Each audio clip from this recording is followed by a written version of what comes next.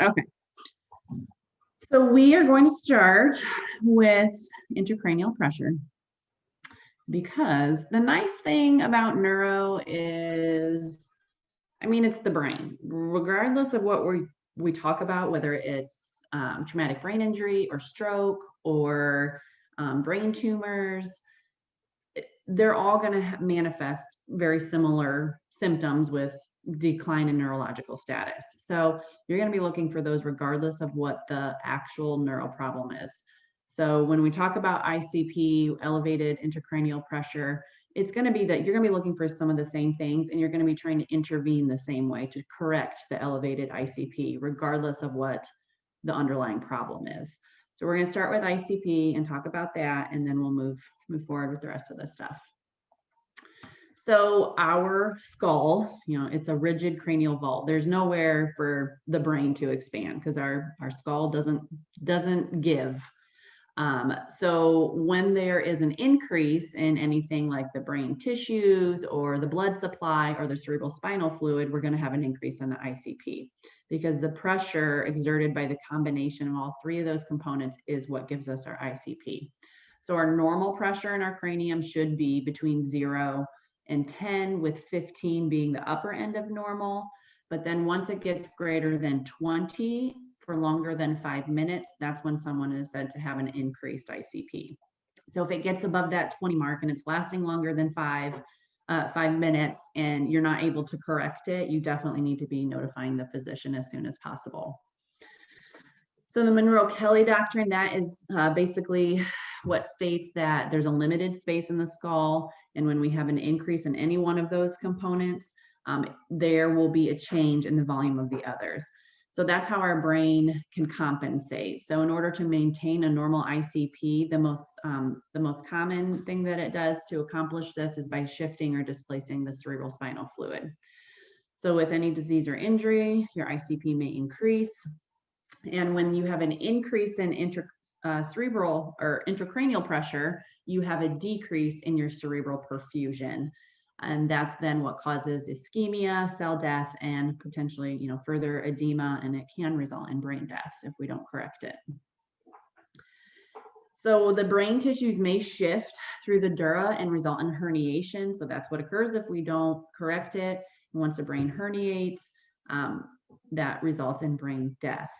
So we do have the ability for autoregulation, which is, again, the ability of the brain to, if one of those components is abnormal or high, it'll do things to maintain it. Like I said, it normally does displace CSF, but another mechanism that our brain does is to change the diameter of the blood vessels to try and maintain that cerebral blood flow. If a patient has an ICP in place, they're going to be in the ICU. So the Icp monitoring is always in the ICU. You're never going to see one of these patients out on a tele or med-surg floor. So with the pathophys of your increased ICP, you have an increase in the intracranial volume. So whether that's from brain, blood, or cerebral spinal fluid, then we have a decrease in or absence of compliance. Your skull's not going anywhere. So then that results in an increase in your ICP and a decrease in your CPP, your cerebral perfusion pressure, which then decreases your cerebral blood flow. Then we have those mechanisms to try and improve that cause vasodilation. So an increase in your CO2 and your decrease in pH will cause vasodilation. When we vasodilate, then more blood flow goes to the brain to try and improve that cerebral blood flow, but all it does is increase your intracranial volume again. So it's just a vicious cycle. So our cerebral perfusion pressure is the gradient across the brain, and it's calculated by the difference between our MAP and our ICP on the arteries. So it's a super simple equation. So this is one that you do need to know, but it's so very basic. It's literally just your MAP minus your ICP, and that's it.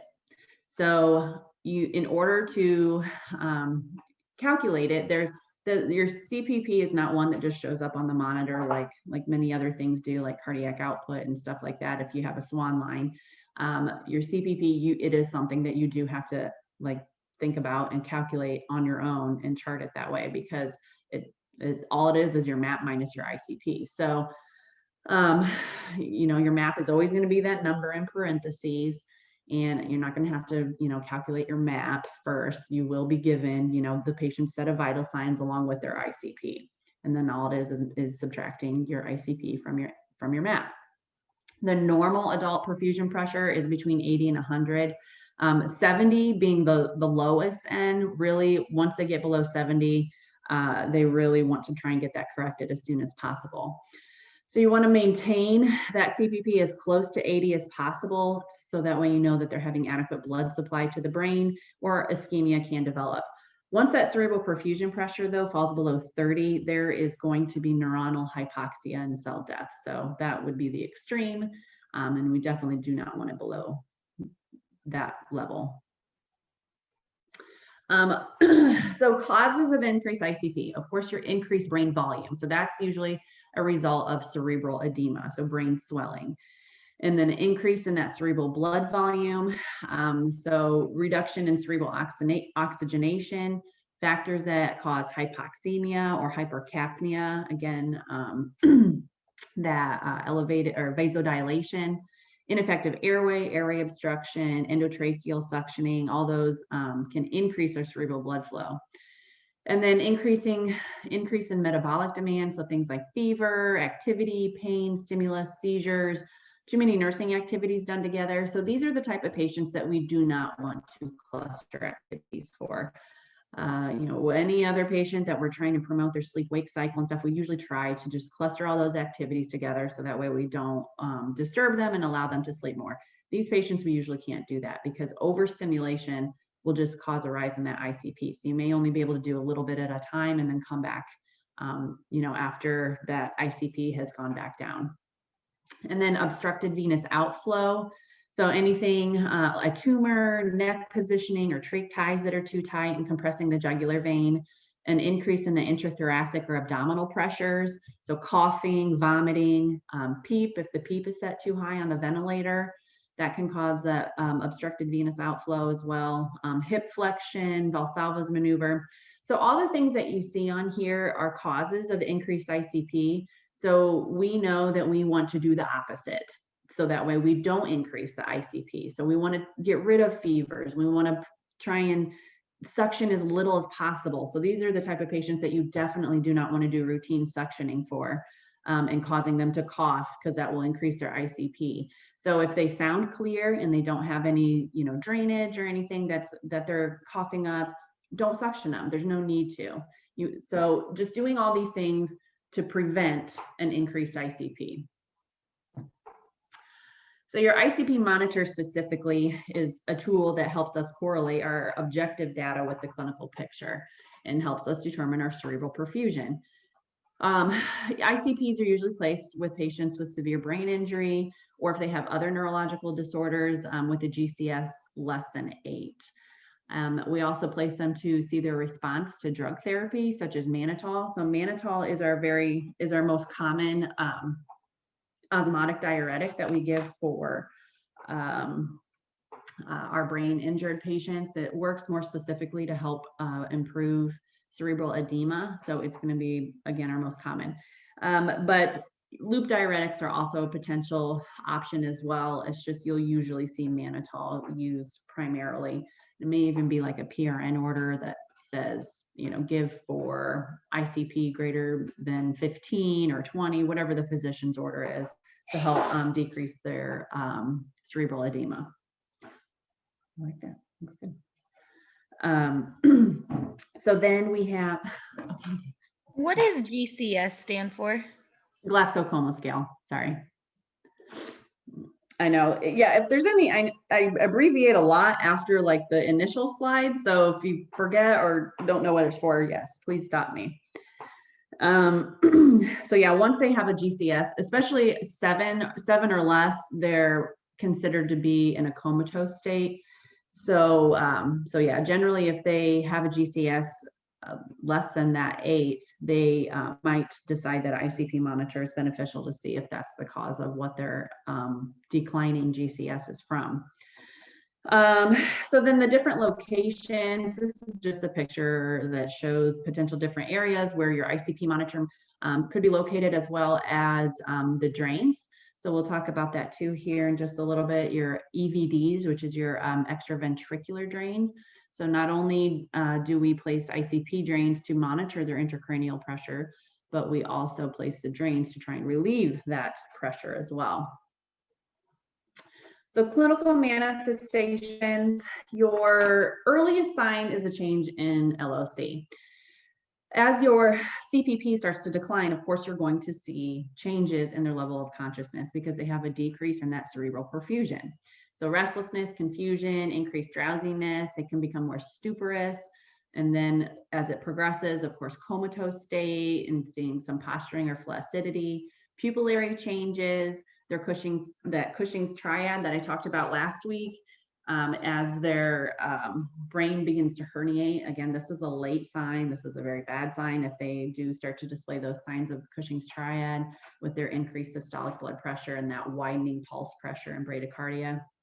And then profound coma, fixed and dilated pupils, their respirations become impaired or absent, which results in death.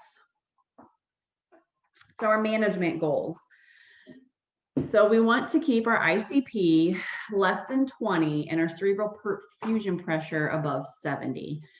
So with that, of course, we want to do things to prevent an increase of ICP. So those things that I already mentioned, we want to avoid those things so that way they don't have that elevated ICP, and initiating some of those therapies to prevent it and decrease it.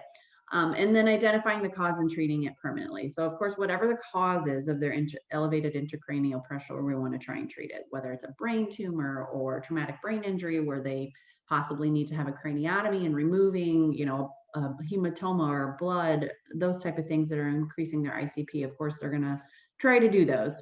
The one thing too so when you think about a normal MAP and your normal ICP, what you really need to look at is your cerebral perfusion pressure, because we want that cerebral perfusion pressure above 70 in these patients, especially because we want them to have adequate cerebral perfusion in order to have adequate brain function. So it's not as cut and dry as keeping their ICP less than 20 and their MAP greater than, 65 is a perfect example, because that tends to be for normal patients. Keeping a MAP greater than 65 is important for perfusion in general, both for the brain and every other organ. But for brain injured patients, we want their CPP to be above 70. So if you have a MAP of 65, say their blood pressure is pretty good, like 98/60 or something, which gives them a decent MAP of like 65. But if their ICP is maybe 15, right on that border of normal, but it's not greater than 20, both of them in and of themselves are good. The ICP is reasonable, the MAP is reasonable, but when you calculate your ICP or your CPP, that only gives you a cerebral perfusion pressure of, 50. So because 65 minus 15 is only a cerebral perfusion pressure of 15. So these are the type of patients that the orders might specifically, have titration orders for, instead of saying keep MAP greater than 65, it'll say keep cerebral perfusion pressure greater than 70 or 80. So they might have to have a higher blood pressure. They might have to have a blood pressure of like 130/80 just in order to have an adequate MAP to help improve that cerebral perfusion pressure. So it's a little bit different way of thinking, and you can't just solely look at those two normal values, because you always got to be calculating your cerebral perfusion pressure. And then other things that you're gonna, of course, maintaining airway. Any brain injured patient could have respiratory effects and decline. So you want to always make sure that they are still able to ventilate and oxygenate, and decreasing those metabolic demands. So we've already talked about some of those, making sure, fevers, controlling fevers, making sure that they're not having seizures. So making sure you're getting them their seizure medications, anything that's going to increase their metabolic demands. So adequate oxygenation, making sure that PaO2 is above 80, a ventilator, there should be a comma there, and then maintaining hemoglobin and hematocrit levels to maintain their oxygenation, and management of CO2. So making sure, it used to be that oftentimes our brain injured patients, would be hyperventilated. So having like the respiratory rate on the ventilator set a little bit higher in order to hyperventilate. So that way it helps in the reduction of their cerebral blood flow, so that way it doesn't increase their ICP. But now really the best practice is just to keep that CO2 normal. So if they do ABGs and they see that that CO2 is normal, then they're not necessarily going to hyperventilate, because we don't want the CO2 to get too high and cause that vasodilation that will increase the cerebral blood flow too much and increase the ICP. So really it's really just not best practice anymore. But if they are hypercapnic, if they do have a high CO2, then they might hyperventilate them to help bring down that CO2 level, but it's not like the go-to anymore. So our diuretics, which I've already talked about, the mannitol and the loop diuretics, but they're going to give those diuretics to help reduce the cerebral edema, to reduce that cerebral brain volume by removing the fluid from the extracellular compartment. So as with any diuretics, mannitol is no exception. You want to make sure you're monitoring strict INOs, their electrolytes. We're not going to use mannitol though with renal failure patients if they have any renal issues. So that's when they might decide to do other diuretics as opposed to the mannitol. But we're still going to treat, it's still a diuretic, so we're going to still be watching for those side effects of hypotension, electrolyte disturbances. And they could have rebound increased ICP. So of course, you're still going to be watching that ICP closely as well. And then our corticosteroids to help reduce cerebral edema as well. Dexamethasone or Decadron is our most common corticosteroid that we use for our brain injured patients, but it's not uncommon to see some of those other ones like methylprednisolone, but dexamethasone targets the cerebral edema more specifically than our Solumedrol does. And then optimal fluid administration. Normal saline is always our first go-to in any fluid resuscitation, but still maintaining strict INOs and then monitoring their electrolytes and serum osmolarity as well. So your blood pressure management, which I've basically already discussed this, keeping that MAP might need to be on the higher side to keep that cerebral perfusion pressure at least 70. So hypotension will decrease their cerebral blood flow, causing ischemia. So they might need those vasopressors and fluids. And then hypertension. So it's just, you got to keep it at a very, it's very tight control, because you don't want them going too high either, because that can worsen the cerebral edema. But again, it might need to be on the higher end than what we normally would keep someone in order to have that adequate cerebral perfusion pressure. And then labetalol or nicardipine to bring them down if they're too high. And we really want to avoid like our vasodilators, because again, vasodilators will increase your cerebral blood flow, which in turn increases your ICP. So we usually avoid those ones. Reducing metabolic demands, again, temperature control, controlling hyperthermia. So our neuro patients tend to not respond very well to like Tylenol and, medication wise to bring down temperature. So oftentimes they might need to be put on like a cooling blanket, or putting like ice packs under like their arms or in their groin, behind their neck, to help bring down that temperature as well. Sedation. So these patients might need to be sedated a little bit more than your average patient as well. So really we try to minimally sedate patients, so that way you can wake them up and you can get them to respond more, and get them off the ventilator sooner and those type of things, because it's just better outcomes with the less amount of sedation that you can use. However, with these neuro patients, sometimes just keeping them minimally sedated is not enough to help bring down their ICP. So sometimes they do need to be more heavily sedated than your typical ICU patient. And then a last resort would be like a barbiturate coma. So if they need to be completely basically put in like a drug-induced coma to really decrease those metabolic demands and decrease stimulation and everything to help lower their ICP is, sometimes an option as well. So then our cervical interventions. whatever the problem is, we want to try and remove it. If it's a result of a mass, tumor, lesion, a hematoma, an infarcted area, anything that they can remove the problem, that of course is going to be the go-to solution. And so with that, they might do like a decompressive craniotomy. So if it is just, if it's an injury that there's a lot of cerebral edema, they might just remove portion of the skull to help allow the brain to swell without herniating. Because again, your skull is not, it's not going to be compliant. It's not going anywhere. So if the brain has nowhere to go, it's going to go down and herniate, which results in brain death. So one option to prevent that from occurring, because it's better to go out than down, so they can remove a portion of the skull while the brain is still swelling, to allow it to come, swell out this way, so that way it doesn't herniate down. So what they do is they just remove that bone flap, and it gets stored in the lab essentially until they feel that the swelling is down enough that they can replace the bone flap. Usually these patients will have like a sign above their bed that says, of course you don't want to be turning them to the side where they're missing their bone flap, because you don't want to put any pressure of them laying on that open brain tissue essentially. So they will have those restrictions that you want to be mindful of. And then your EVD, your external ventricular drain.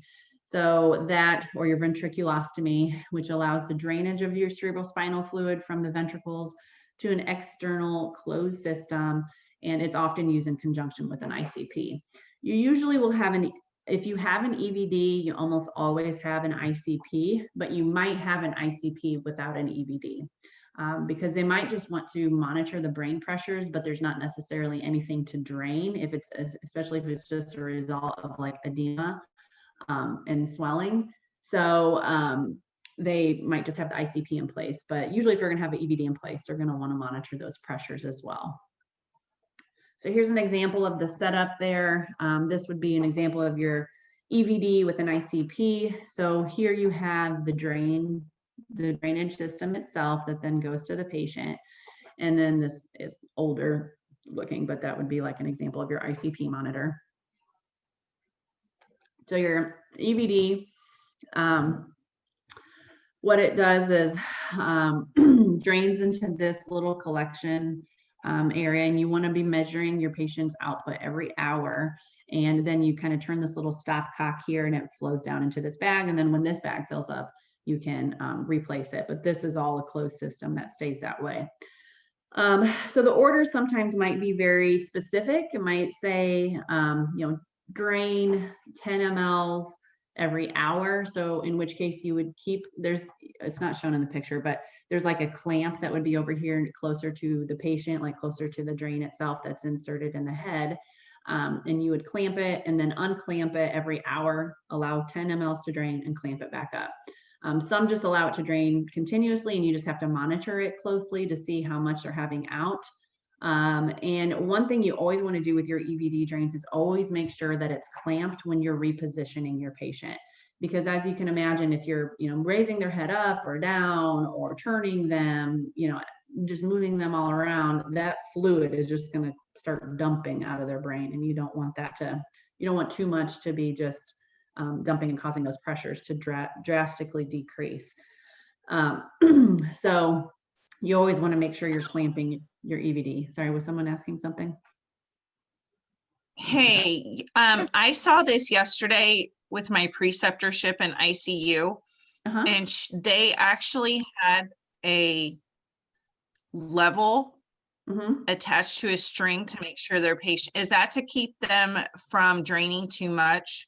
Yeah. Like to keep them level so they don't drain too much? Yep. So, so yeah, there usually will be a level. Sometimes it's a string, sometimes it is like an actual one of the, like a big plastic level. So what you need to do with your EVD is there will also be specific orders that the physician might say keep level 5 centimeters above the ear or at 0. So on this thing here, you can see there's a bunch of numbers. And where this red line is where it needs to be level with the patient's earlobe. So, with many of our other invasive lines, like our arterial line, CVP, all that, we level with the phlebistatic access, or, you know, the armpit. With your EVDs, you keep level with the earlobe. So wherever the physician wants that level to be, that's where you keep it. And then if they are draining too much or too little, sometimes you do have to adjust that up or down, because the lower you have it, the more it'll drain. The higher it is, the less it will drain. So sometimes it just varies, but usually you'll have specific physician orders on where they want that level to be. And then, of course, you're going to be assessing the fluid. You know, we always assess fluid if it's either just serous, if it's strictly CSF, but if it's blood, you know, it's going to be bloody, as in this picture. So, all right. So then nursing management, positioning is important. Making sure their head of bed is 30 to 45 degrees and in a neutral position, watching their blood pressure response, avoiding extreme hip flexion. Again, those things that could increase their ICP, you want to try and limit doing.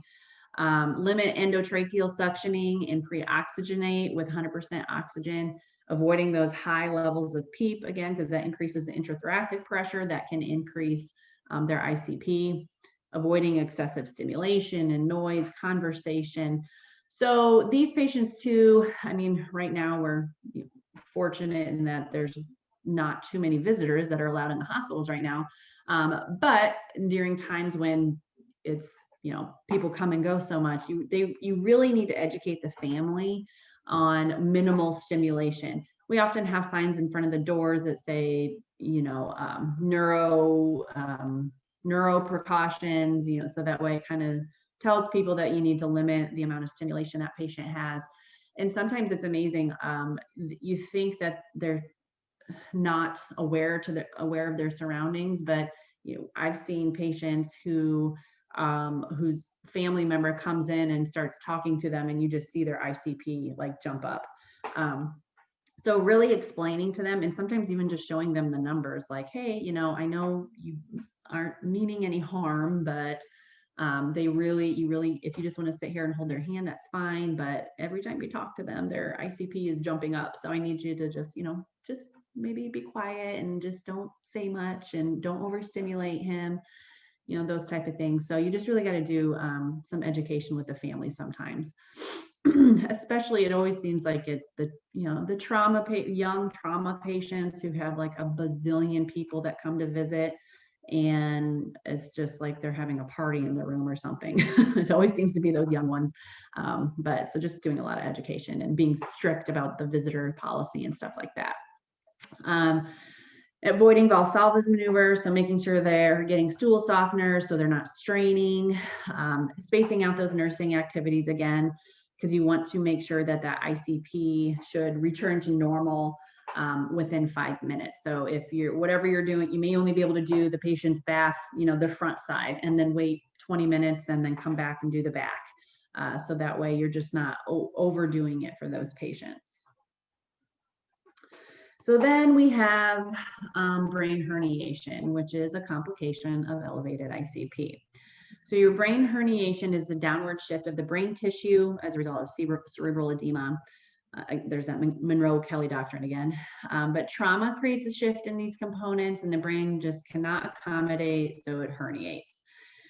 And this is when the brain does move down through that foramen magnum. And those clinical signs, deteriorating level of consciousness, Cheyne-Stokes respirations, hemodynamic instability, especially with that Cushing's triad, and abnormal posturing to flaccidity. So brain death then is defined as a total and irreversible destruction of the brain and the brainstem. So that is the biggest key. It's irreversible. So that's something that's hard for people to understand, is because, you know, they see their loved one there on a ventilator breathing, and their heart is still beating and they're still there, but it is irreversible. They has to be demonstrated that it's irreversible and they're not going to recover. So when this results, there's no blood flow to the brain, and it's diagnosed through clinical exam and tests to confirm brain death. So with the clinical exam, the physician is the one that needs to pronounce it, of course.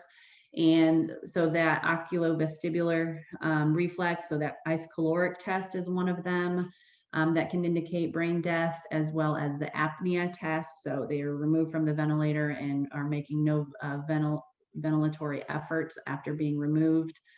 And it's important to understand that it is not a coma. This is brain death. They are officially declared dead. After brain death is pronounced, that is the time of death on the death certificate, not the time that the heart stops beating. And then artificial support is maintained temporarily. The longest I've seen a patient that has been declared brain dead stay alive is about 4 weeks, which that was a very, very difficult case. The family was not willing to accept that the patient was brain dead. Ethics had to get involved. It was a big, big ordeal. And the day actually that it was supposed to go to court, the patient coded and died. I mean, you can only live for so long, even with all the support in the world, you can only live so long without your brain. So it was a very, very difficult case. And unfortunately, it just, sometimes it happens that family just don't want to accept it. So, sorry. Oh, I just have a question. Yeah. You said that there are two, the apnea test and one other thing they use to determine, what was that other thing? The isocaloric test, that oculovestibular test. Yeah. So brain death, it was a definitive criteria that was proposed in 1981. And the criteria, again, they have to have an absence of all brainstem reflexes. So there's also no pupillary reaction, no swallowing reflex. So generally when you see someone who's testing for brain death before we do the definitive criteria with your cerebral perfusion studies and arteriograms, you know, they're going to have, their pupils are going to be fixed and dilated or blown. You might hear them called that their pupils are blown. When you suction them, there's absolutely no cough reflex. When you put the tonsil tip down, there's no gag reflex. I mean, there's nothing, there's absolutely no response whatsoever. And then the apnea test, I really don't feel like it's 10 minutes that they leave them off the ventilator, especially, I swear it's only like 3 minutes or something. Because also they making sure if they are going to be like an organ donation candidate, they don't want them becoming too hypoxic for, you know, tissue oxygenation. But yeah, I think maybe it's like 2 of those or something. I don't think it has to be all of them. But then the absence of the cortical activity, and again, demonstrating its irreversibility. And then the diagnostic tools, EEGs we don't generally use. I mean, EEGs more so, I mean, obviously it's going to be a flat line for activity, but the cerebral perfusion study and the cerebral arteriogram are going to be our most definitive.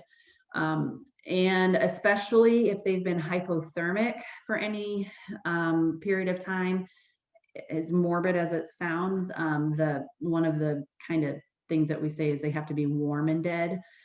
Because hypothermia helps or decreases your cerebral activity. So, you know, therapeutic hypothermia is one of the things that we use to restore or preserve brain function in patients who have been, you know, down for a period of time or had a cardiac arrest or something like that.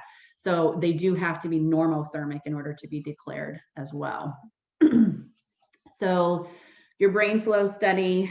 So this is your cerebral perfusion study that they often do. And as you can see, I mean, it just stops right there where the brainstem would be. There's nothing perfusing there. Nothing is going above to the brain at all. So there's no perfusion there. And then same with the arteriogram. So here's your normal cerebral arteriogram. And here you can see there's nothing. There's no blood flow going to the brain at all. So many injuries can lead to brain death, or strokes, hemorrhagic, anything, any injury, any traumatic injury, whether it's stroke or GSW, motor vehicle accident, anything can lead to brain death, including anoxic injuries. So things like smoke inhalation, strangulation, cardiac arrest with prolonged downtime, drug overdose, all of those can lead to an anoxic injury that does not allow oxygenation and blood flow to get to the brain and can result in brain death as well.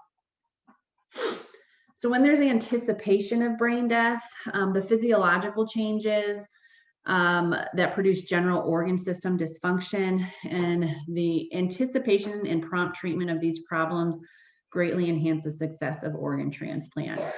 So when a patient has a GCS of 5 or less, we have to notify IDN. And that's just a law. Like, we have to notify the Indiana Donor Network, or depending on what state you're in, but the donor network for your state, if especially if there is anticipation of brain death.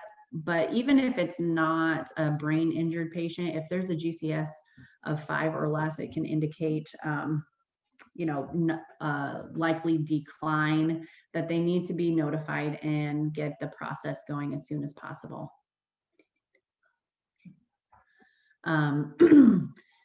And the reason being is if they can start getting the patient's past medical history and those type of things before a patient is potentially pronounced, one, they can rule them out and decide whether or not they would be an organ candidate.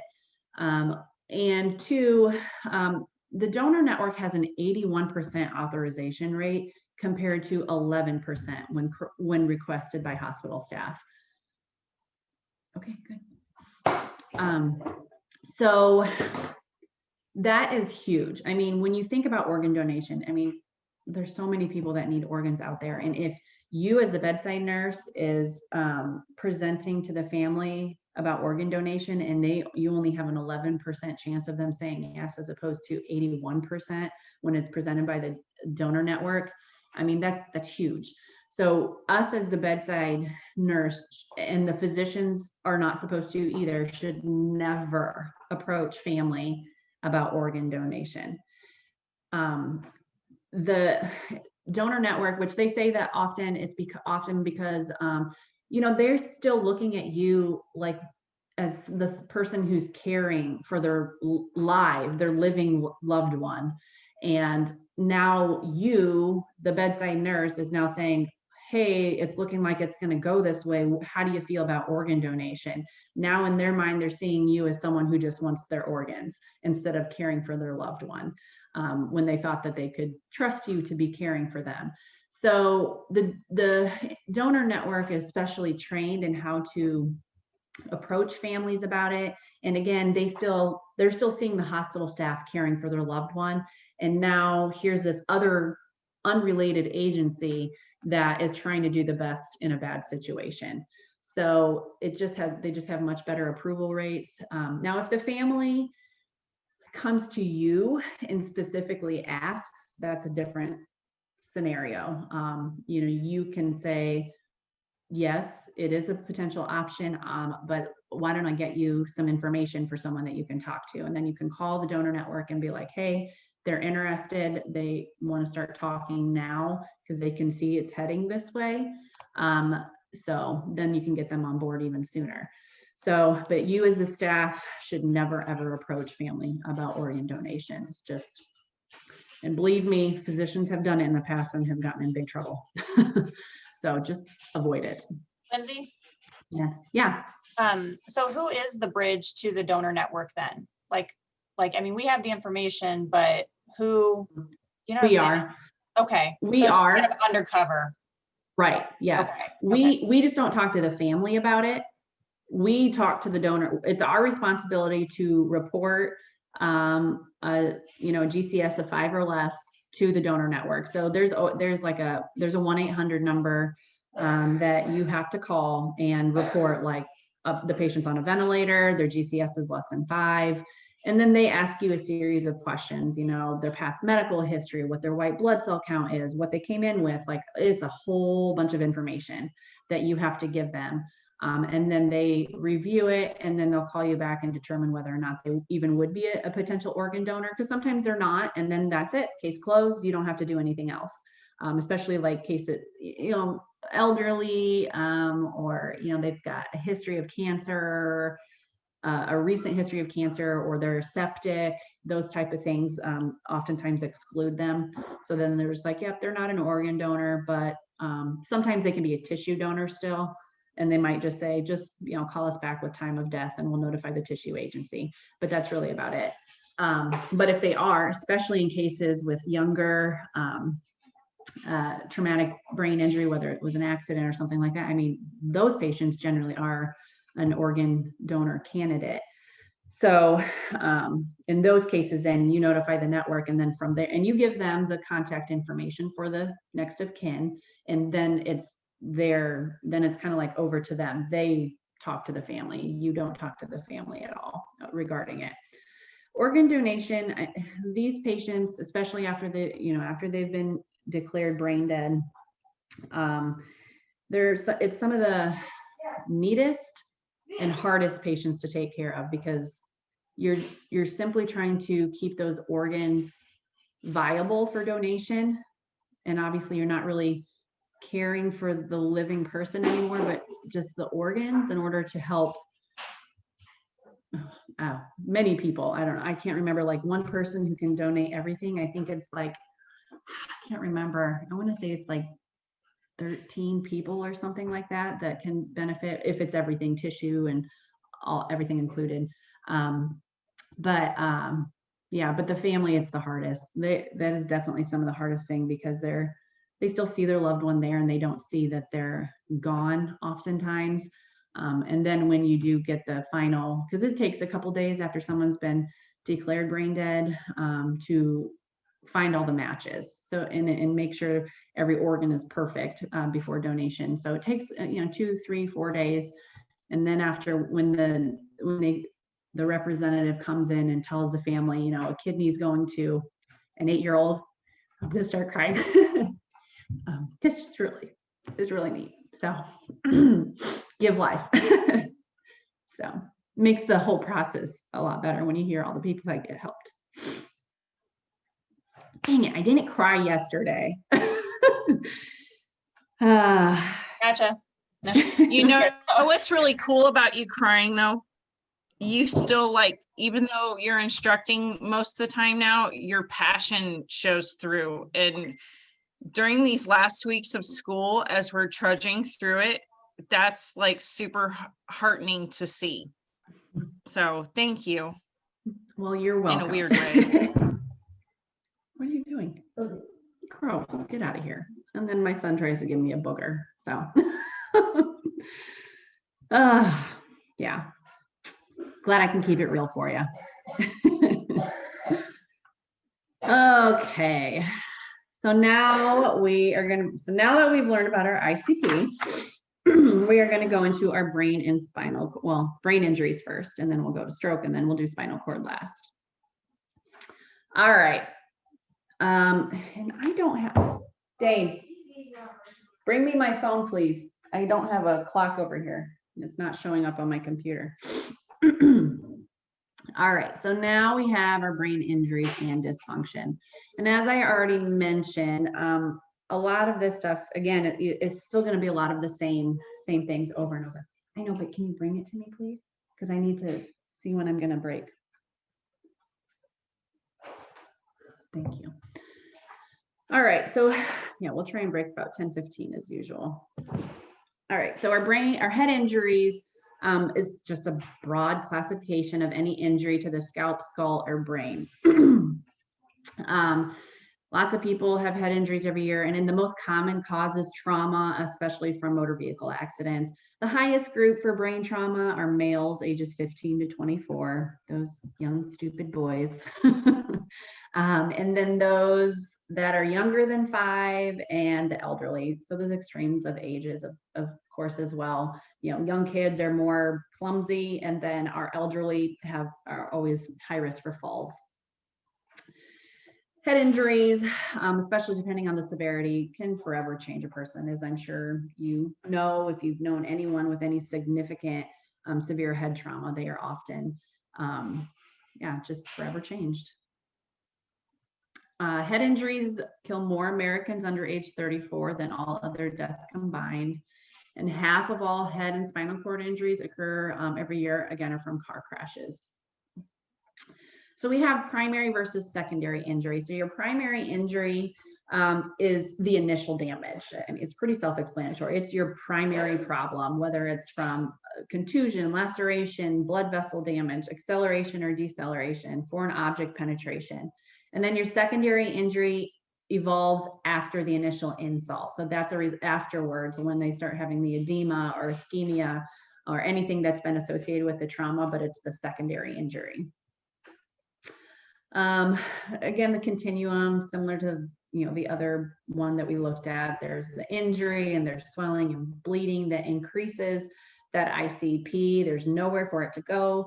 The pressure on the blood vessels within the brain causes the blood flow in the brain to slow down. Then there's hypoxia and ischemia. The pressure continues to rise, and then they can potentially herniate, and then the cerebral blood flow ceases altogether. So with our primary injury, there's open versus closed. Again, pretty self-explanatory. Open is open, closed is closed.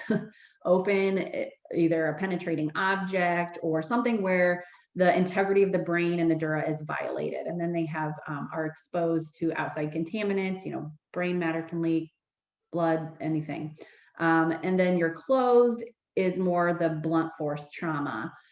And I mean, obviously it depends on the severity of the open head injury. If they have a knife in their head or, a bullet, that's usually a little bit more severe. But in general, closed head injuries can be more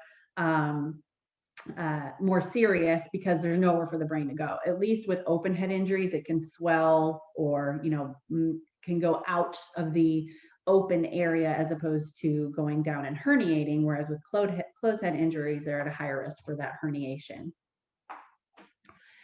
Head injury classifications, so anywhere from mild to catastrophic. Mild are the majority of head injuries, which can either be brief or no loss of consciousness, and they might have that post-concussion syndrome. Whereas catastrophic then, on the other end, that can be coma, lasting several months or years, and they may never regain meaningful communication with the environment. So unfortunately, catastrophic is really hard too, because they have just enough brain activity that they can't be declared brain dead, but not enough for any meaningful communication. So that makes those type of patients even harder as well, because it's just kind of like a limbo thing that the family, it makes it even harder for them to decide as far as removing support. So symptoms of traumatic brain injury: amnesia, seizures, loss of consciousness, sleepiness, restlessness. So again, you're gonna have the same stuff no matter what brain injury or brain problem it is, because it's gonna be a sign of increased ICP and decreased cerebral perfusion pressure. But restlessness, irritability, loss of consciousness, those are going to be our first things that we're going to see. And as it progresses, you can have pupillary changes, bradycardia, papilledema, high blood pressure, widening pulse pressure, hypotension, tachycardia, nuchal rigidity, and cerebral spinal fluid leak. Repeated head trauma occurs with people who engage in activities with excessive repeated head blows, so such as boxing is a real common one. They are at increased risk for neurological deterioration, such as Alzheimer's. I took care of a young kid, like 18 or 19, when I did travel nursing in Florida, and they had, there was a lot of that MMA down there where I was at, and this kid, in the 12-week assignment that I was there, he came in 3 times with different neurological deficits. Like one time he couldn't even move the whole left side of his body, lost his vision in one side. I mean, it all came back, but he had concussion and cerebral edema and stuff. And if some of you like that stuff or have kids that do it, I would have to give my children a good talking to if they decided to do this type of stuff. But that's the neuro nurse in me, I guess.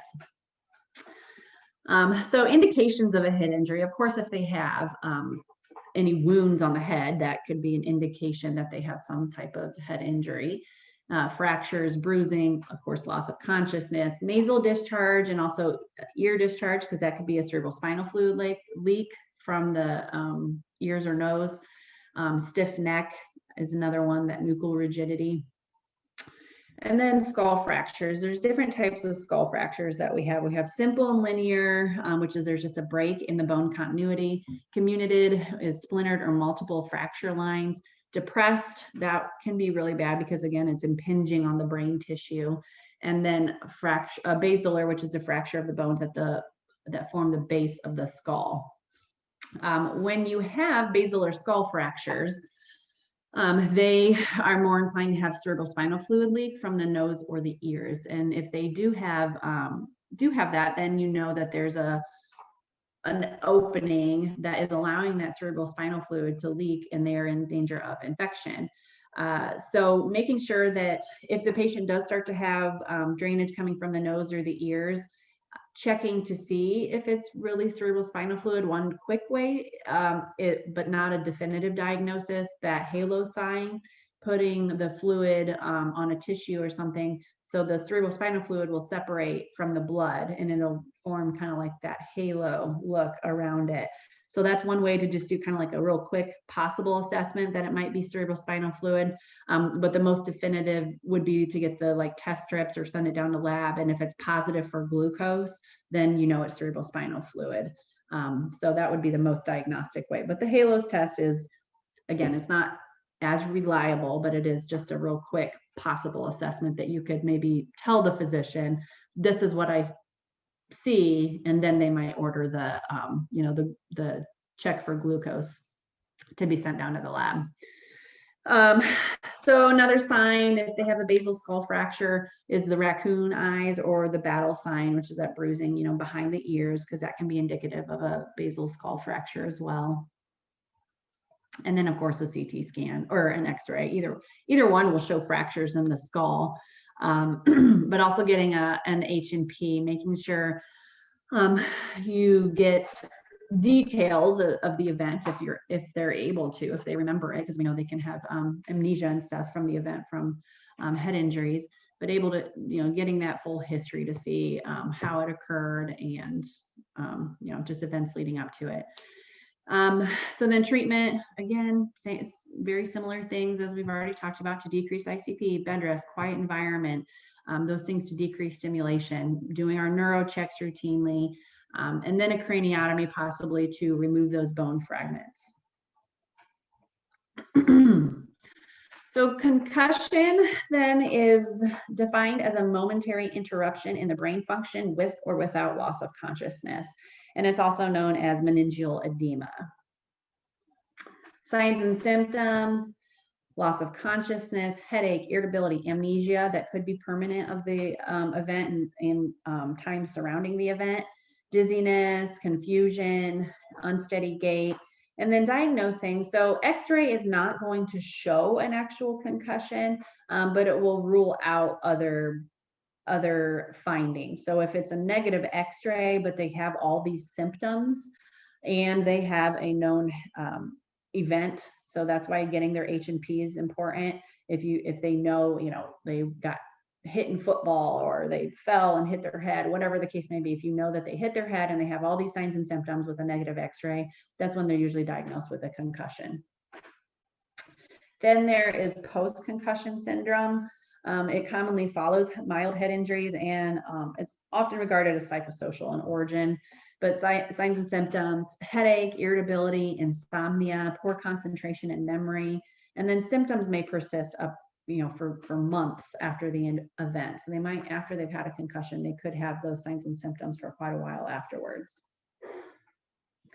Then we have our coup-counter-coup injury. So this is basically an acceleration or a result of an acceleration deceleration injury. So it's not that the brain is getting hit directly or the head is getting hit directly, but it's a result of the brain bouncing basically in the skull and hitting, the back and forth of the skull. So this would be kind of like your shaken baby syndrome, but more so in adults would be if had to stop abruptly to avoid an accident where you were going at a high speed and then just had to stop like really, really fast. So like with your whiplash and stuff, it could be bad enough that your brain bounces against your skull. I'm not going to go over this little diagram there, but it's there if you feel like looking at it. All right, then we have our different hematomas. So we have our epidural hematoma, which is really the difference in the different hematomas is the placement. It's just named by where it occurs. So your epidural hematoma is between the intertable of the skull bones and the dura. Usually a blow to the head that fractures the skull, and it's often the middle meningeal artery that is severed that turn into epidural hematomas. Signs and symptoms: history of a head injury. They might have a brief period of unconsciousness, then a brief lucid period, and then again they progress rapidly to unconsciousness. And it can be life-threatening if it's not corrected soon. And it's related, and the symptoms also will be related to the area of the brain involved. And then they will have an increase in the intracranial pressure because they're bleeding in their brain, and it can result in death. Then your subdural hematomas is bleeding that develops between the dura and the arachnoid matters. This is usually a result of small veins that tear, and it can result from an aneurysm. An aneurysm can cause a subdural hematoma. And it says it's associated with a high mortality rate. However, I feel like I see patients with subdural hematomas all the time and they go home. So I'd have to look at exact statistics, but I know I see them a lot. And they may be more difficult to diagnose since the bleeding occurs more slowly. So with your epidural hematoma, often happens rapidly with that, unconscious, lucid to unconscious again, because it's that meningeal artery. So it bleeds faster, whereas the subdural hematomas are usually the veins, so it usually bleeds a little bit slower. So it can occur a couple days after the event before they have symptoms. So there is different classifications of those subdural hematomas as a result. You have your acute, subacute, and chronic. So acute is the signs and symptoms are seen within 24 hours, whereas subacute could be 2 to up to 20 days after the injury. Chronic then often arises several weeks after the injury. This is more so, and people can have spontaneous subdural hematomas, especially the older population where their brain is more atrophied and they have those stretched blood vessels, as well as alcoholics. They are more commonly associated with those chronic subdural hematomas. So signs and symptoms: memory lapses, lethargy, irritability, confusion, personality changes, headache. They might have a rise in their body temperature, photophobia, so like a migraine. And then as it increases in sizes, it could turn into like hemiparesis and pupillary changes as well. Then we have our intracerebral hemorrhage. The intracerebral hemorrhage, so this can be classified in one of two ways. If an intracerebral hemorrhage is a result of an injury, then it's a brain bleed associated with an injury, a traumatic brain injury. If it's an intracerebral hemorrhage with no injury involved, then it's a stroke. So we'll talk more about that specifically when we talk about stroke here in a little bit. But just knowing that there's a difference. When you have your hemorrhagic stroke is an intracerebral hemorrhage. But if you have an intracerebral hemorrhage as a result of injury, then it's a traumatic brain injury. So it's the same thing, but different causes. With your intracerebral hemorrhage, it is bleeding in the brain tissue itself, and it is usually arterial in origin, and it may leak into the cerebral spinal fluid. Results from a head injury. It can also result from severe hypertension, so that would be our stroke side of intracerebral hemorrhage. And it's most frequently seen in the temporal or frontal lobes, but it can be in multiple sites. Then we have our diffuse axonal injury. This can be very, very bad. Your axonal injury is a twisting of those axons at the time of injury. When this happens, the messages are slowed or lost, and they can last up to 24 hours to never. It depends on how bad the injury is. But so an example, I had a patient that was car surfing. 17-year-old was car surfing, and the car, I don't know how fast they were going, but you know, and so had like rolled and had a lot of twisting and stuff was involved, and he had severe, so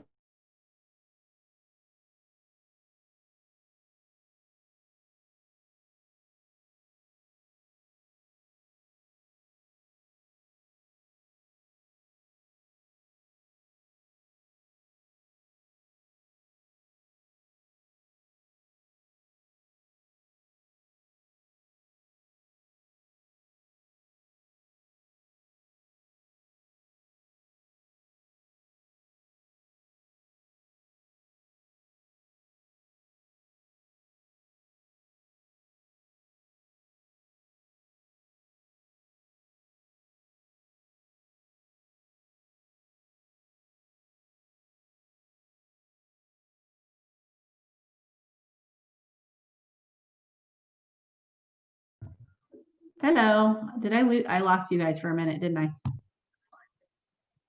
Okay, yes, it froze on me too. Not sure what happened there. Hey, never mind, I didn't need you. I thought you had my phone. I was going to use my mobile hotspot, but never mind. Hang on here. Let me go back. Okay, there we are again. Everybody back? Not sure what happened. Okay.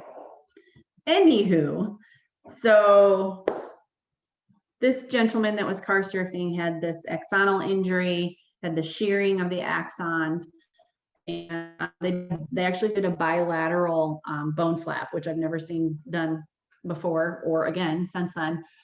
So that way too, because he just had significant brain swelling and bleeding, and it was just bad. So he had both sides of his skull removed to allow for the swelling. Came back up from surgery, still a GCS of 3, you know, didn't think he was going to make it. And then the next thing I know, he was sitting, I didn't have him restrained, he was on no sedation. And then the next thing I know, he was sitting up and trying to extubate himself. So he had a very long process of recovery and was in our unit for months, and then went to rehab for months, had to wear a helmet for a long time.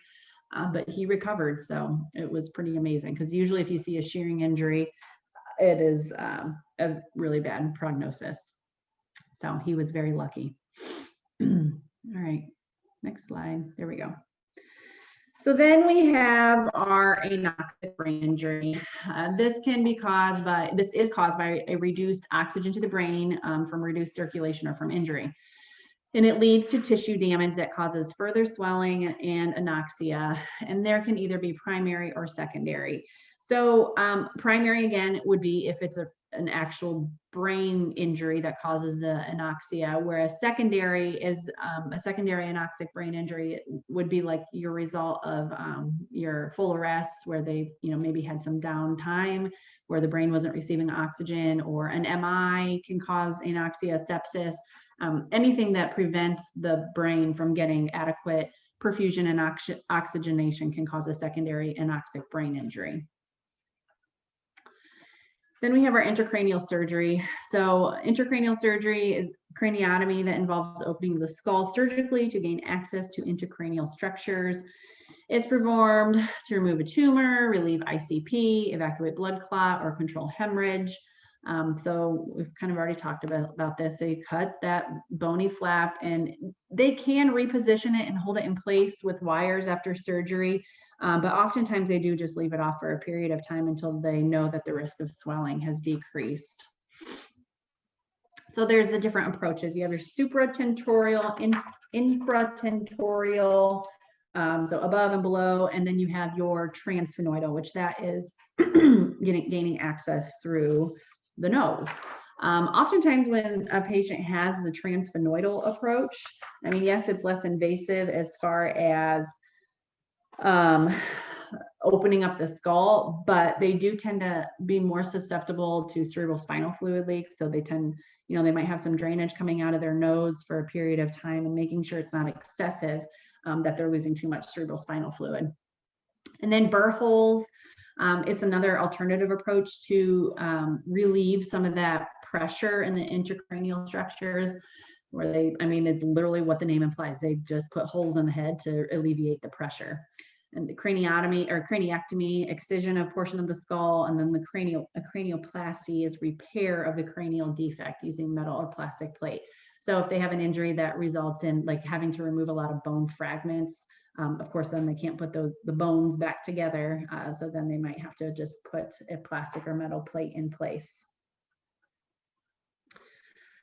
Post-op management, so detecting and reducing cerebral edema, again, same stuff to decrease the ICP. That it's all the same. That's our ultimate goal, is to decrease their ICP and try and improve their CPP.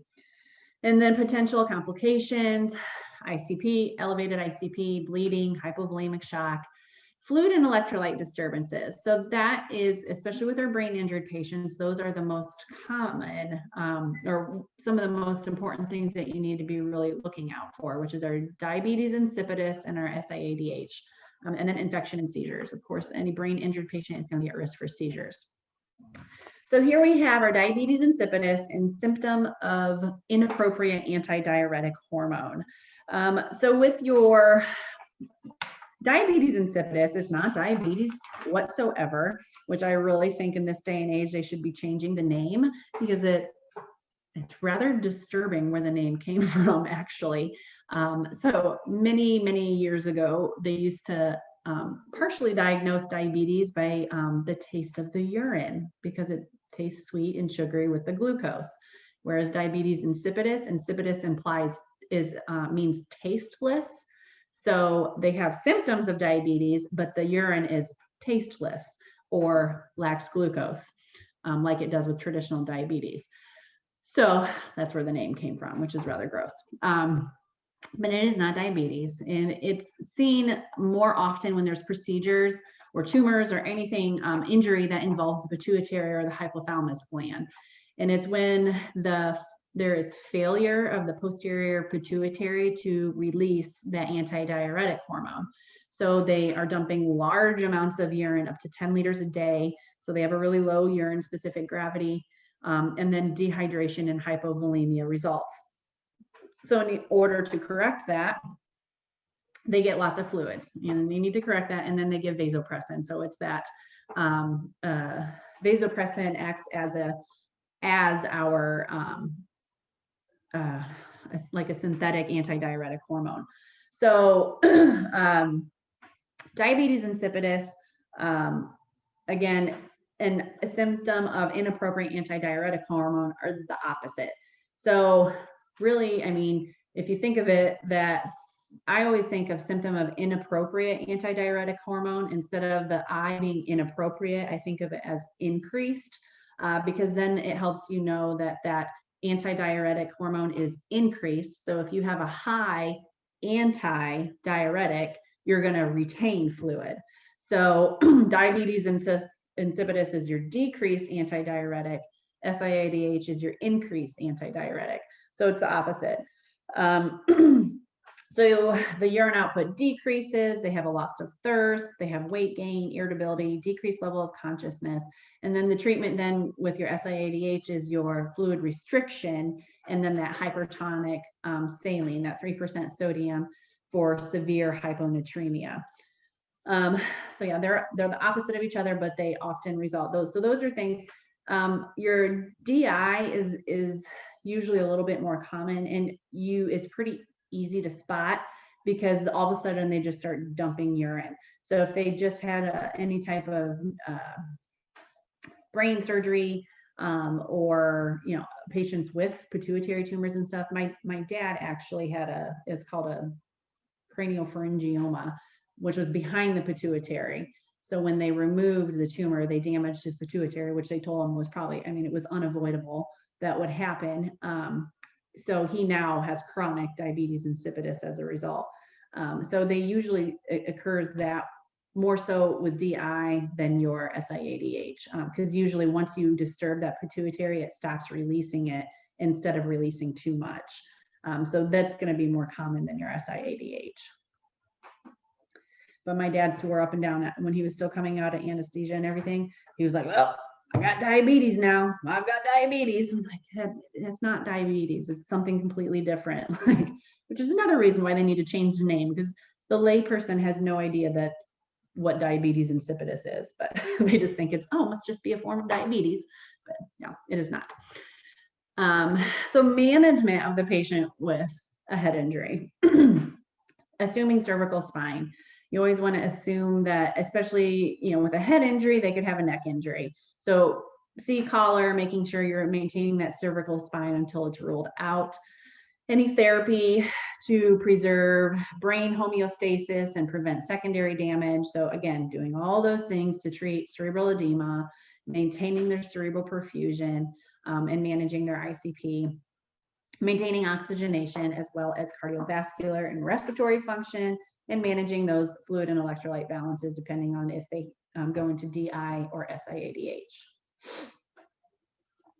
And then assessment with the brain injury, and of course our baseline neuro assessment, our GCS. Early detection is key, especially the changes can be so subtle that if you're not doing those hourly neuro checks, it's easy to miss.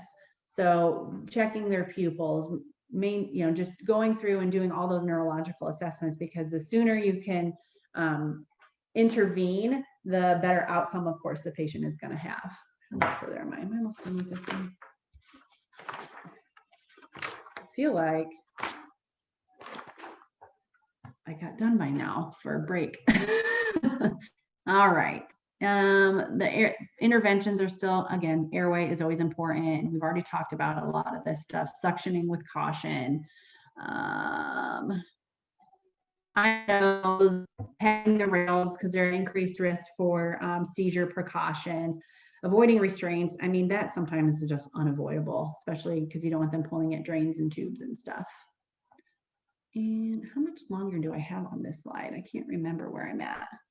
I got a little while. I must be talking a lot more today than I did yesterday. Okay, let's stop there. We'll take a 10-minute break today because I do still have a lot of stuff to cover and I just want to make sure I get through everything. So we'll stop right there. And so be back at 10:26 and we will continue on. All right.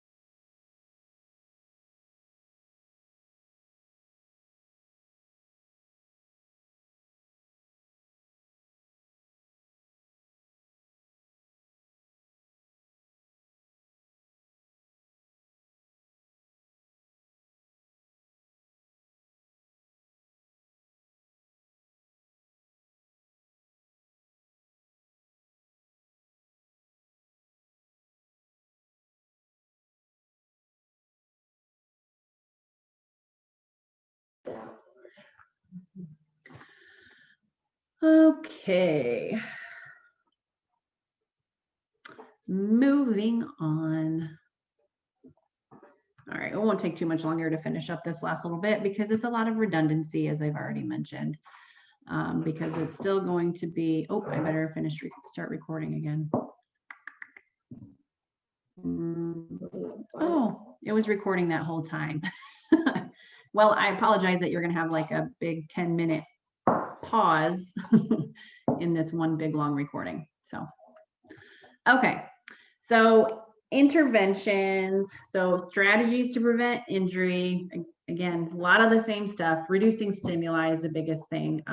Measures to minimize disruption of sleep-wake cycles. But again, that's going to be very dependent on the patient because you may not be able to stop. You may not be able to cluster those activities together depending on their ICP. Skin care, measures to prevent infection. There we go. Maintaining body temperature that we've discussed. Therapeutic hypothermia, I touched on this briefly. You usually see this more so, you see therapeutic hypothermia utilized more so to prevent those secondary brain injuries because it reduces the brain's metabolism. I honestly don't know why we don't see it utilized more. It seems to be therapeutic hypothermia, it seems to be used a lot more frequently with your post-arrests to reduce that brain metabolism so that way they don't have those secondary brain injuries and anoxic injuries. But you don't see it utilized quite as much with just those primary head injuries. And I honestly don't know why we don't utilize it more. But the idea though is to cool the patient and reduce that brain metabolism. And then supporting their cognitive function, supporting family. We've talked about this, and also, making sure that they understand realistic, well-defined goals for the patient and the patient as well, depending on what their injury is, depending on whether or not they'll be able to return to the same job or whatever their level of function was prior to the injury. Nursing process. So all those different nursing diagnoses that I'm not going to go through, more of them, collaboration or collaborative problems, potential complications. Again, all the same stuff, nothing new here. All the brain injuries are going to have the same things.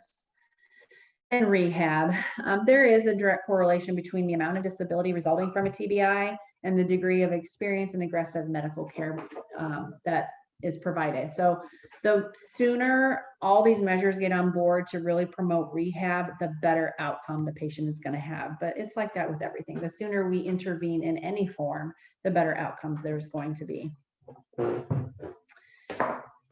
And the factors of their success with rehab have many different variables as well. Their duration and depth of coma, if they're in one, any traumatic amnesia, their pre-injury level of function, the rate of improvement in 1 year post-injury. So the more they improve in that first year, the more successful they're going to have, more success they are going to have with returning to their optimal level of functioning. Their age, of course, the older someone is versus the younger someone is going to vary as far as their success with rehab. And then brain tumors. So don't worry about concentrating specifically on all the different brain tumors because again, all our focus is going to be on neurofunction, and our treatments and interventions are still really the same: craniotomies, brain tumor removal, assessing their neurostatus, measuring, making sure that they have that good cerebral perfusion and low ICPs. So our brain tumors can be anywhere in the brain structures, but cerebral tumor is the most common. Primary tumors originate in the CNS and rarely metastasize, whereas secondary tumors result from metastasis from other areas, and the exact cause is not always known. Not right now. It'll be too loud. No. So complications, same thing, same complications, same stuff. Then here's just your different benign versus malignant. There's a big list of benign, but again, you don't need to focus on all the different ones.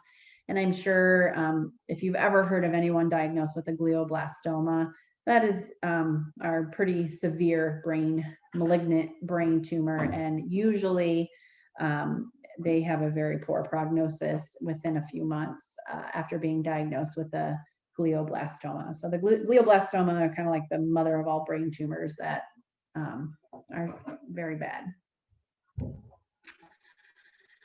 So non-surgical management, chemo, radiation, just like with any cancer, radiation to shrink the tumor too. So that also occurs with our non-malignant or non-cancerous tumors. Radiation might be done.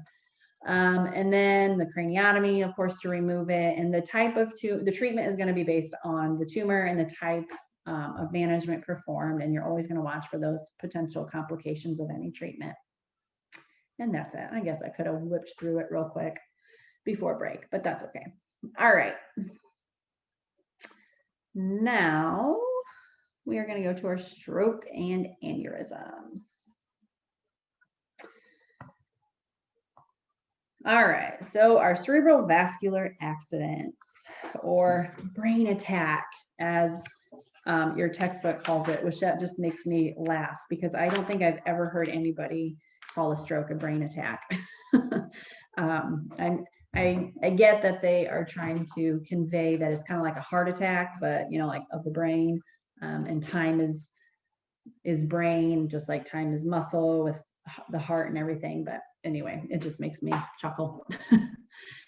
So your CVAs are the 5th leading cause of death in the US. There's lots of money lost with both medical costs and loss of productivity. 2 times as many males are affected than females. Dang, you left the fridge open. African Americans, as well as Alaskan Indians are 2.5 times more likely. 35% have hypertension, and sickle cell patients have a 1 in 14 chance of having a stroke. Some more statistics. You guys don't really need to know the statistics. And then the definition. It's an infarction of the brain tissue due to a disruption of blood flow to the brain. And there's a sudden loss of brain function with neurological deficit. So there's 2 different types of strokes. We have both our ischemic and our hemorrhagic. Ischemic make up most of our strokes. They attribute to 80 to 85%, whereas our hemorrhagic is 15 to 20%. But then with our ischemic, there's 2 different subtypes of that as well. So you have your embolic versus your thrombotic. Your embolic or thrombic, so it's easier to remember embolic versus thrombotic instead of thrombic versus thrombotic because they sound so close. But your embolic is a dislodged thrombus. And it's most commonly from the heart or cervical portion of the carotid artery. So when you see that it's most commonly from the heart, what type of patients does that tell you that often suffer from an embolic ischemic stroke? AFib, sclerosis. AFib is our most common embolic. Atherosclerosis is our thrombotic ischemic. So your embolic, so the clot is getting thrown and there's that sudden disruption of blood flow. So AFib patients are the most common for that. Whereas your thrombotic is your atherosclerotic obstruction, and it's where it slowly, like having the plaque build up, oftentimes in the carotid arteries, that then causes a lack of flow to the brain. So embolic usually occurs more rapidly and your thrombotic occurs more gradually. So your thrombotic patients are usually the ones that start to have TIAs because they have that slow narrowing of the vessels before it results in a full-blown stroke. And then your hemorrhagic is often a result of your cerebral artery wall rupture, and it is the most life-threatening. You fill my water, please. And no, not right now. So then with your different types. So your thrombotic, again, as I already mentioned, evolves more gradually and may have intermittent episodes, whereas your embolic and hemorrhagic occur more abruptly. Ischemic symptoms, they're more awake, TIAs preceding the event, but again, more so with your thrombotic, not your embolic. And then your hemorrhagic symptoms, they have a decrease in LOC, and one of the most common complaints that happens with the hemorrhagic stroke is this severe headache that they describe as like the worst headache of their entire life. There is some good comparison charts in IGI with both your hemorrhagic versus your ischemic, as well as left and right strokes as well. So that we'll talk about here in a minute. But there are some really good charts in IGI that I refer you to. This is just some pictures that kind of show the differences in the different types of strokes. Again, more pictures and images. Stop. Major risk factors. So elevated blood pressure is one of the biggest risk factors for especially our hemorrhagic strokes. And then other risk factors, diabetes, cardiovascular disease, and some modifiable risk factors, your alcohol use, tobacco use, cocaine, drug use, increased fatty diet, sedentary lifestyle, and obesity. Of course, our age and race is not modifiable. And cholesterol. Increased cholesterol can be hereditary, but also can be a result of, diet as well. So preventative treatment. So health maintenance, making sure they have that healthy diet, exercise, and carotid endarterectomy. So if a patient is having TIAs, then they likely are going to be checking their carotid arteries to see if they're having that atherosclerosis, if they're having that plaque buildup, and they might have to do an endarterectomy to remove that plaque buildup to improve the blood flow. Anticoagulant therapy, especially for those patients in AFib, along with their antiplatelets, statins, again, to help reduce that plaque formation, and then antihypertensive medications as well. And making sure they're compliant with all their medication regimen and doing lots of teaching and explaining to them about their risk factors and why it's important to be on these medications. So the different lobes of the brain. So this is in that cardiovascular, or not cardiovascular, neuro anatomy slide, but it's included here because depending on which part of the brain is affected will depend on what type of symptoms that patient will display. So with your occipital lobe, that involves the understanding of visual images and the meaning of the written word, whereas your parietal lobe receives and interprets sensations of pain, pressure, temperature, touch, size, shape, and body part awareness. Your frontal lobe is closely associated with the control response from the input of the rest of the system. So voluntary movement, emotion, planning, and execution of behavior, intellect, memory, speech, and writing. And your temporal lobe then is involved in understanding sounds and spoken words, as well as emotion and memory. So manifestations of ischemic strokes. So with your ischemic strokes, you're going to have sudden numbness or weakness of face, arm, leg, especially on one side. So all these things, the acronym that they have to help remember the different things to be looking for is B, FAST, balance, eyesight, face, arms, speech, and then time. Time is brain. So if they start to display any issues with any of those things, it can be an indication that the patient is having an ischemic stroke. So hemiplegia then is paralysis of one side of the body, whereas hemiparesis is just weakness of one side of the body. But they can have sudden confusion and mental status changes, trouble speaking or understanding speech. They have sudden difficulty in walking, dizziness, loss of balance, perceptual disturbances, and those visual changes as well. They could also have intellectual and emotional deficits, so memory impairment, poor judgment, short attention span, difficulty organizing thoughts, inability to reason or calculate, and they have a decreased tolerance to stressors and potentially depression. So reflex speech tends to be intact with those even having difficulties with those speech pathways, because it's just a reflex to, if you get hurt, say ouch, or some people it's a reflex to swear when they get injured or angry, or saying hello or fine or yes or no. Sometimes those things are just reflex that often could still be there. And then your cerebral cortex filters that information, which causes us to have those different speech pathways. Your corpus callosum is that pyramidal tract that crosses over at the that corpus callosum. Thus, a right-sided lesion will have left-sided paralysis and vice versa. So you know if a patient suddenly starts having left-sided weakness, you know it's a right-sided stroke. So the key differences.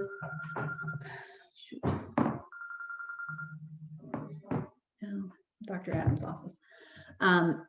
So there is another chart in IGI that shows the big differences between your left versus your right-sided stroke.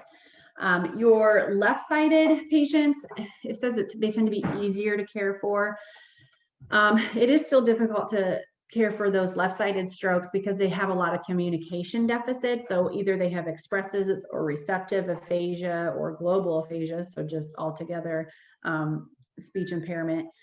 Expressive, they can't verbalize what they want to say, but they understand what you're saying, whereas receptive, they're not receiving, they don't understand what you are saying, but they may be able to talk normally or have a normal, sentence, but then they don't understand what you're telling them back. They're more slow and cautious, and as opposed to your right-sided strokes, they tend to be more dangerous. They have poor judgment, impulsive behavior. They have no problem with their language usually. So they have no problem yelling at you if they're not getting what they want. They just tend to be a little bit, I don't know, not all the time, but tend to be a little bit more mean and just dangerous and harder to control. Your left-sided people tend to have they'll have those right visual field defects, so that hemiopia, or loss of half of the visual field. So it's not like their right eye, it's the entire right visual field, so the right side of both eyes. Whereas your right-sided lesions tend to have that left-sided neglect. They just neglect things on the left side of the room, the left side of their body. They need a lot of retraining with therapy to try and kind of even just look to that side of the room more. So oftentimes you can approach the patient on their good side, but then have them follow you to the other side of the room to really get them to start acknowledging that left side. Sometimes they only eat the right side of their tray, and those type of things. So it's just a lot of retraining that needs to be involved because they just have that unilateral neglect. So management then during the acute phase of an ischemic stroke. So one of the most important things is prompt diagnosis and treatment. So getting a CT scan as soon as possible upon their arrival. And then the NIH stroke scale assessment. The NIH stroke scale, you have to be certified to perform it. It's essentially just a very in-depth neuro exam with lots of different categories that you are assessing your patient for. So your NIH stroke scale, the higher the number, the bigger the stroke. So that is a big indicator to really tell you the amount of deficits they have, because if their number is really high, I think the highest, I want to say the highest number is like a 42 is the highest number, and then 0, of course, being the lowest. But there's a lot of different factors that go into determining whether or not a patient then is going to be a candidate for thrombolytic therapy. But with our thrombolytic therapy or our TPA, it needs to be performed within 4.5 hours. So 3 hours, I believe, is the, which one? One of them is the American Stroke Association, and the other is, oh my gosh. Can you please turn that off?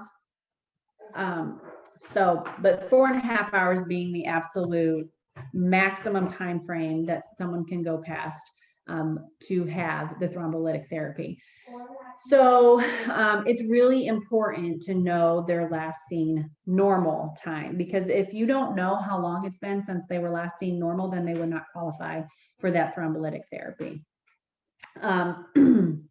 So let me go past that one. So with our thrombolytic therapy, it's always going to be for your ischemic stroke. You're never going to give it for a hemorrhagic stroke, because a hemorrhagic, they're bleeding. Thrombolytic, it's going to, it would worsen things.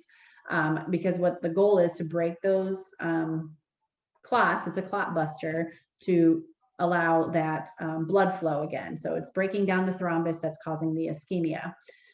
And our TPA is our most common type. There are other types, but that tissue type plasminogen activator is our most common, and our biggest complication would be cerebral hemorrhage. So there are inclusion criteria in order to have your TPA. So with that, the first, have to be over 18 years of age, and they have to have a clinical diagnosis of ischemic stroke. Now that's confusing, I know, for some people, because they need to have a negative CT. And I know that may not seem to make sense, but if there's a negative CT, then you know that there has not been complete damage yet.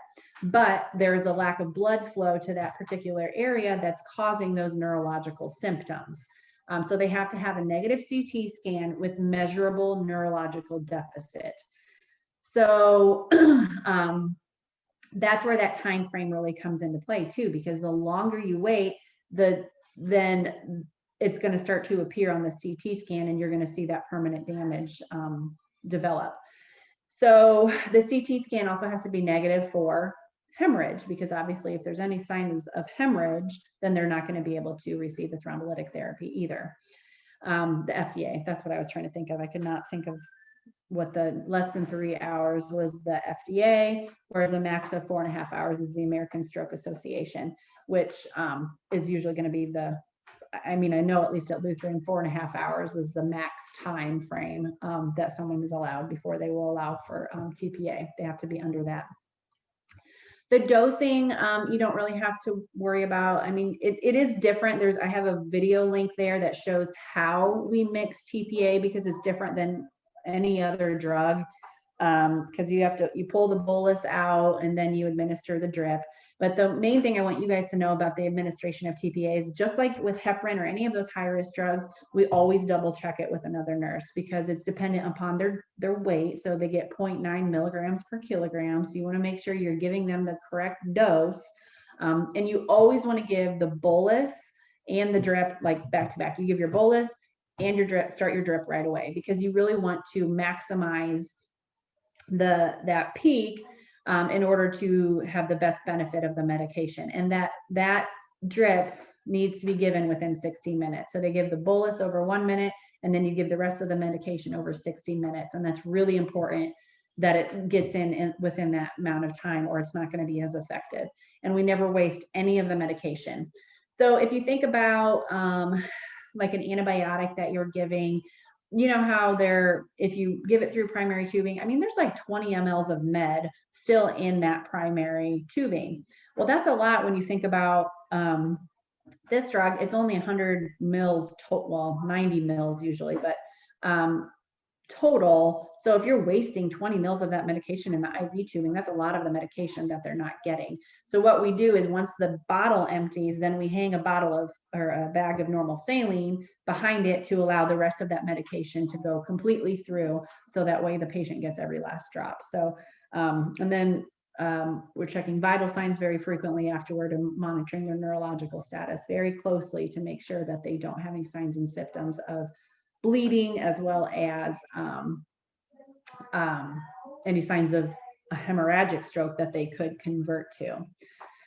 So then we have our exclusion criteria. This is the most common list, but it's not all inclusive.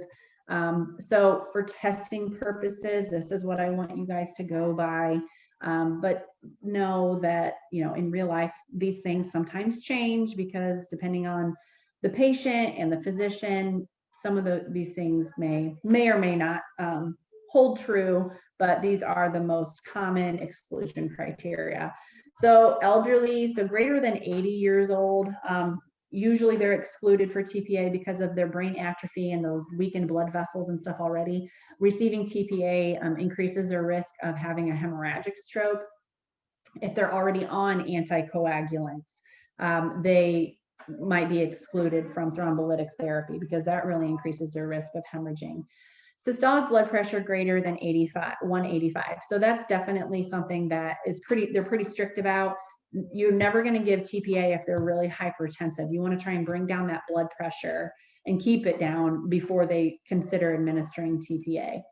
The NIH scale greater than 25. So the higher, as I already mentioned, the higher the NIH scale, the bigger the stroke. So that kind of goes along with that ischemic injury that's greater than 1/3 of the brain tissue. So you may not know exactly how big it is per se by the CT scan, because it should potentially be a negative CT scan. But if that NIH scale is greater than 25, that's a big indicator that it's a large stroke. And the larger the stroke, the higher risk they are from converting to a hemorrhagic stroke. And then, of course, that 3 to 4.5 hours of last seen normal. So again, that 4.5 hour being max. And obviously, if there's already evidence of a hemorrhagic stroke on the CT scan, you're not going to be giving your thrombolytic therapy. So last seen normal, again, is really important. It has to be witnessed, essentially. If grandma and grandpa go to bed at 8 o'clock and they were both perfectly fine when they went to bed, but then they wake up in the morning at 6 a.m. and grandpa now, he's got a left-sided facial droop and is talking funny and stuff. I mean, yes, the stroke, it may have only happened 30 minutes ago, but the last seen normal was 8 o'clock at night. So there's no way of knowing specifically of what time it occurred. So it really does, the witnessing the start onset of symptoms is really important. Lindsay, Yeah. is there any way for them to time when a stroke occurred? No. I mean, getting the CT scan is really helpful, because if it's been a prolonged period, if it was maybe 6 hours or so, it'll start showing up on the CT scan. So that's one of those things. Sometimes you will, in practice, just a second, I gotta yell at my kid, hang on.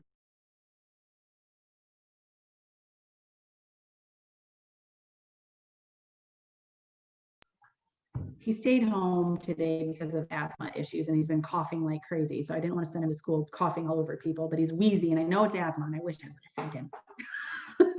Anyway, sorry. So the last seen normal, again, if the CT scan's negative, that usually is a good indicator that it has been less than that 4.5 hours. And it's just that's one of those things where for testing purposes, just go by that exclusion list. But in real life, you'll see things vary. There's no way to know a definitive time of when it occurred unless they see the symptoms start happening, like you're at dinner and all of a sudden they start acting funny. Or maybe you did just see, I just saw them an hour ago and they were fine, like doing hourly rounds, because it can happen on our inpatients. And you can say like, they were fine an hour ago. And then now you do this next hourly round and they have, unilateral weakness or something that's showing some deficits. Well, you're still within that 4.5 hours. You may not have seen the witness of the symptoms, but you know that they were fine an hour ago. So it's really important to try and look at that more so than anything else to decrease your risk of converting to a hemorrhagic stroke. And same with anticoagulant therapy. Sometimes they will, especially if it's something like Coumadin, where you can specifically measure an INR. Usually if they're on something like Xarelto or some of those that we don't do blood levels for, they won't give TPA if they're on those medications. But if they're on Coumadin for AFib and they check their INR and their INR is like 1, and you know that they're subtherapeutic, I mean, that's likely why they had the stroke, because they were subtherapeutic. So those instances, they might give the TPA even though they are on Coumadin, but they have a measurable lab value to go by. So that's why I say there's always exceptions to the rules, but for testing purposes, go by that list.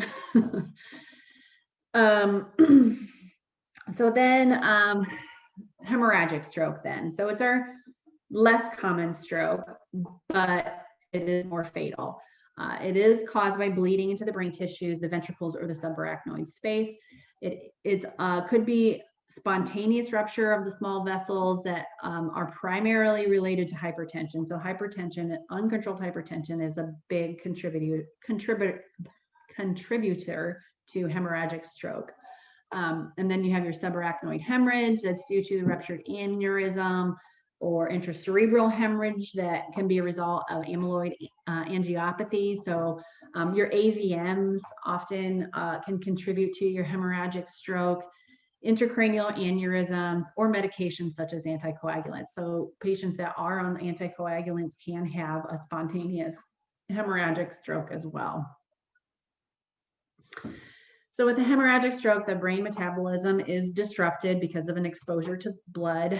Your ICP increases due to blood in the subarachnoid space, and then the compression or secondary ischemia from reduced perfusion and vasoconstriction injures the brain tissues. Manifestations are going to be similar to the embolic ischemic stroke, not so much the thrombotic, but they have that severe headache and early and sudden changes in LOC. They might have nausea and vomiting. And oftentimes with hemorrhagic stroke, they'll have pupil dilation that occurs on the same side as the bleed. So you don't typically see that with your ischemic strokes.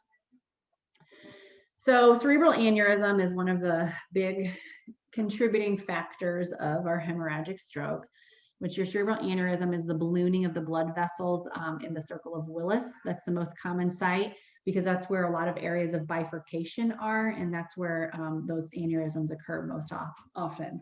They can rupture without warning, and oftentimes it's not, people don't even know they have an aneurysm until it begins to bleed. So the brain weighs about 5% of the total body weight, but demands 20% of the volume that's pumped by the heart. And those elastic layers of blood vessel become weakened over time and can begin to bulge. And I already said this, like often those weaknesses often occur in areas of bifurcation. So 2 to 5% of the population have unruptured aneurysms, and about 28,000 Americans experience ruptured aneurysms annually, and it's got about a 50% survival rate. Possibility of hereditary incidence is there.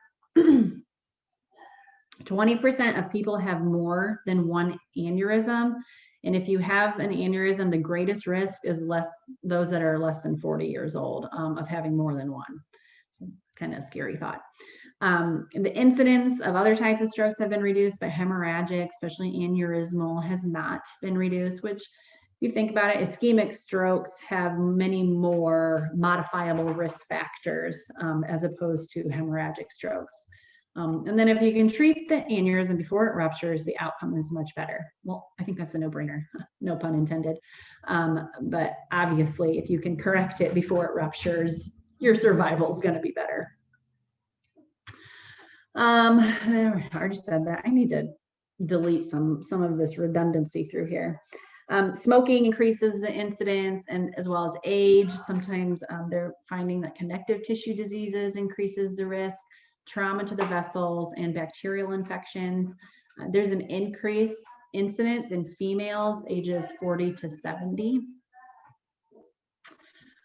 Prognosis, so a third can die before, a third after, a third will survive. And those that do survive develop hydrocephalus. 20% develop hydrocephalus and wind up needing a VP shunt. And if it is less than 10 millimeters and has never bled, the chances of it bleeding are 0.05% a year. But if it does bleed and bleeds a second time, the mortality rate jumps up to 70%. Symptoms. So again, it's a hemorrhagic stroke. So severe, sudden onset of headache, loss of consciousness, dizziness, nausea, and vomiting. Physical exam might show nuchal rigidity, that decreased level of consciousness. They could have cranial nerve involvement and posturing if it's severe enough. And then the diagnostic test. So of course, a neuro exam and a CT are going to be our first choices. They may potentially do a lumbar puncture because there will be blood in the cerebral spinal fluid. However, that is very risky, because if a patient has signs of increased ICP, if you do a lumbar puncture, the risk of them having having brain herniation is very, very high, because if there's high ICP and the brain has nowhere to go, and then you relieve some of this pressure through the spinal cord, now that brain is going to go to the area of lower pressure and follow downward, and they can herniate. So if a lumbar puncture is ever ordered for a patient who's showing signs of increased ICP, you would want to, question that order right away, and maybe see if the physician doesn't want to do that. So care and treatment then. Clipping or wrapping the aneurysm is very common. And again, same things as all the neuro stuff we've already been talking about: decreasing stimuli, padding the bed rails because they're increased risk of seizures, doing those neuro checks, and afterwards medical care. If they wind up doing clips or wrapping it's called a fusiform, where they wrap the aneurysm to prevent it from rupturing.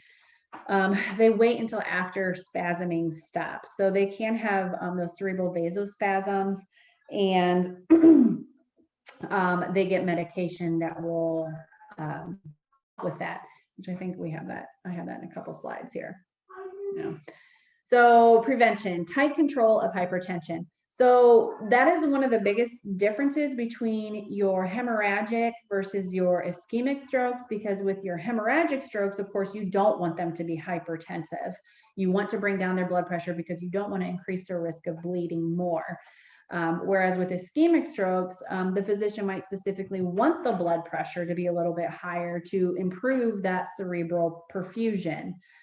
So it's really dependent upon the patient, the situation, and what the physician orders. But many times with your ischemic stroke, sometimes they will have orders that say, labetalol for systolic blood pressure greater than 200 even. They want it to be higher, so they don't want you to bring it down until they get, significantly higher. So that's one thing that's sometimes kind of hard to, you call the doctor because you're like, well, their blood pressure is 180 over 90. Do you want to order anything? Nope, that's all right. Give it to them if they go greater than 190. It's like, okay. But of course, with hemorrhagic strokes, they're definitely don't want them that high. And diagnosis, CT scan, cerebral angiography, or an arteriogram, lumbar puncture again. Only if that ICP is not elevated to confirm subarachnoid hemorrhage. And care, supportive, bed rest with sedation, oxygen, and preventing complications. And there's all our complications again that I've already mentioned many times. But the one thing I haven't talked about is the vasospasming that we give Nimetop for. So Nimetop is a medication that we give that will help stop those vasospasms. But one thing, and this is just for your own benefit, because to help you from looking silly if you as a new nurse, if you ever have to give it. Nimetop comes in a really large, it's a horse pill of a gel cap. And often these patients might be intubated and with an NG tube or something, and it doesn't come in an IV form. And if they don't send it up from pharmacy already as a liquid, what you need to do is get an 18 gauge needle and draw the liquid up out of that capsule, so that way then you can give it through the NG tube. I remember the very first time I gave it to a patient, I was so confused because I was like, how am I supposed to get, I look back at charting and I say, well, people have been giving it, but they have an NG tube and it's a gel cap. I don't know how I'm supposed to give this. Do I give it as a suppository or what? And then one of the nurses like, oh no, you just have to pull the liquid out of it and then give it through the NG tube. So just a little fun fact. And again, hypertension, trying to keep that systolic blood pressure lower for your hemorrhagic stroke. So usually less than at least 160, sometimes lower depending on the physician. Surgical treatment, which we've talked about a little bit already, trying to prevent that unruptured aneurysm from bleeding, or a ruptured one bleeding further. So clipping or wrapping. They might do a craniotomy. And I feel like with aneurysms, they really don't do that too much anymore because of with advanced treatments and stuff that we have with interventional radiology, being able to coil and clip and do everything that way. The amount of craniotomies that occur for an aneurysm, unless they have excessive bleeding where they need to really go in and like remove clots and stuff, they might have to do that. But for the most part, most of it can be done with interventional radiology. Coils, balloons, and just different ways to occlude that aneurysm. And they might place an EVD drain to help remove blood and alleviate pressure. So nursing process, again, things I've already mentioned a handful of times. It's all right there again. I just need to go through and remove some of this stuff. Aneurysm precautions, then very similar. Again, bed rest, head of bed to promote venous drainage, or keep the head of the bed flat to increase cerebral perfusion. Depends on the situation. So the higher the head of the bed, the lower you will bring the ICP, but the lower the head of the bed will raise the ICP, so and could help cerebral perfusion. But for the most part, you're usually going to keep their head of bed higher. Avoiding all activity that may increase their ICP or blood pressure. Again, already talked about those. Also, in order to help decrease, their chance of doing like the Valsalva maneuver is just having them exhale through their mouth when they're voiding or defecating, so that way they're not straining too much. Nursing to provide all personal care and hygiene. I mean, that's going to be very dependent. Techs can still provide that care depending on the patient's stability. Providing that non-stimulating environment, again, preventing constipation, all this stuff. Still, same, all this stuff, same things. All these different strategies that we're going to do to try and keep stimulation down and improve outcomes. So recovering from a stroke, as I mentioned, the rehab phase really depend, like the sooner the better that you can start things, not only with just like physical therapy and occupational therapy, but also with speech therapy as well, especially after strokes, if they have any communication deficits or swallowing problems. Speech therapy is going to be the one to really get things on board and get them the best outcome for being able to eat, and those techniques that they can use so that way they're not at increased risk of aspiration. Us as a bedside nurse, though, we should always be performing a bedside swallow study prior to letting them have anything to eat or drink. So the bedside swallow study is just when you give them like 30 mLs of water and just have them drink it and assess for signs of aspiration, coughing, or, just not able to swallow it adequately. So if they fail that, then you definitely need to get speech therapy on board sooner rather than later. But if they don't have any deficits, you could at least get them started on clear liquids just by performing that nursing bedside swallow study. So nursing diagnoses, recovering from a stroke. Yeah, some more major goals then. Improving their mobility, avoidance of shoulder pain.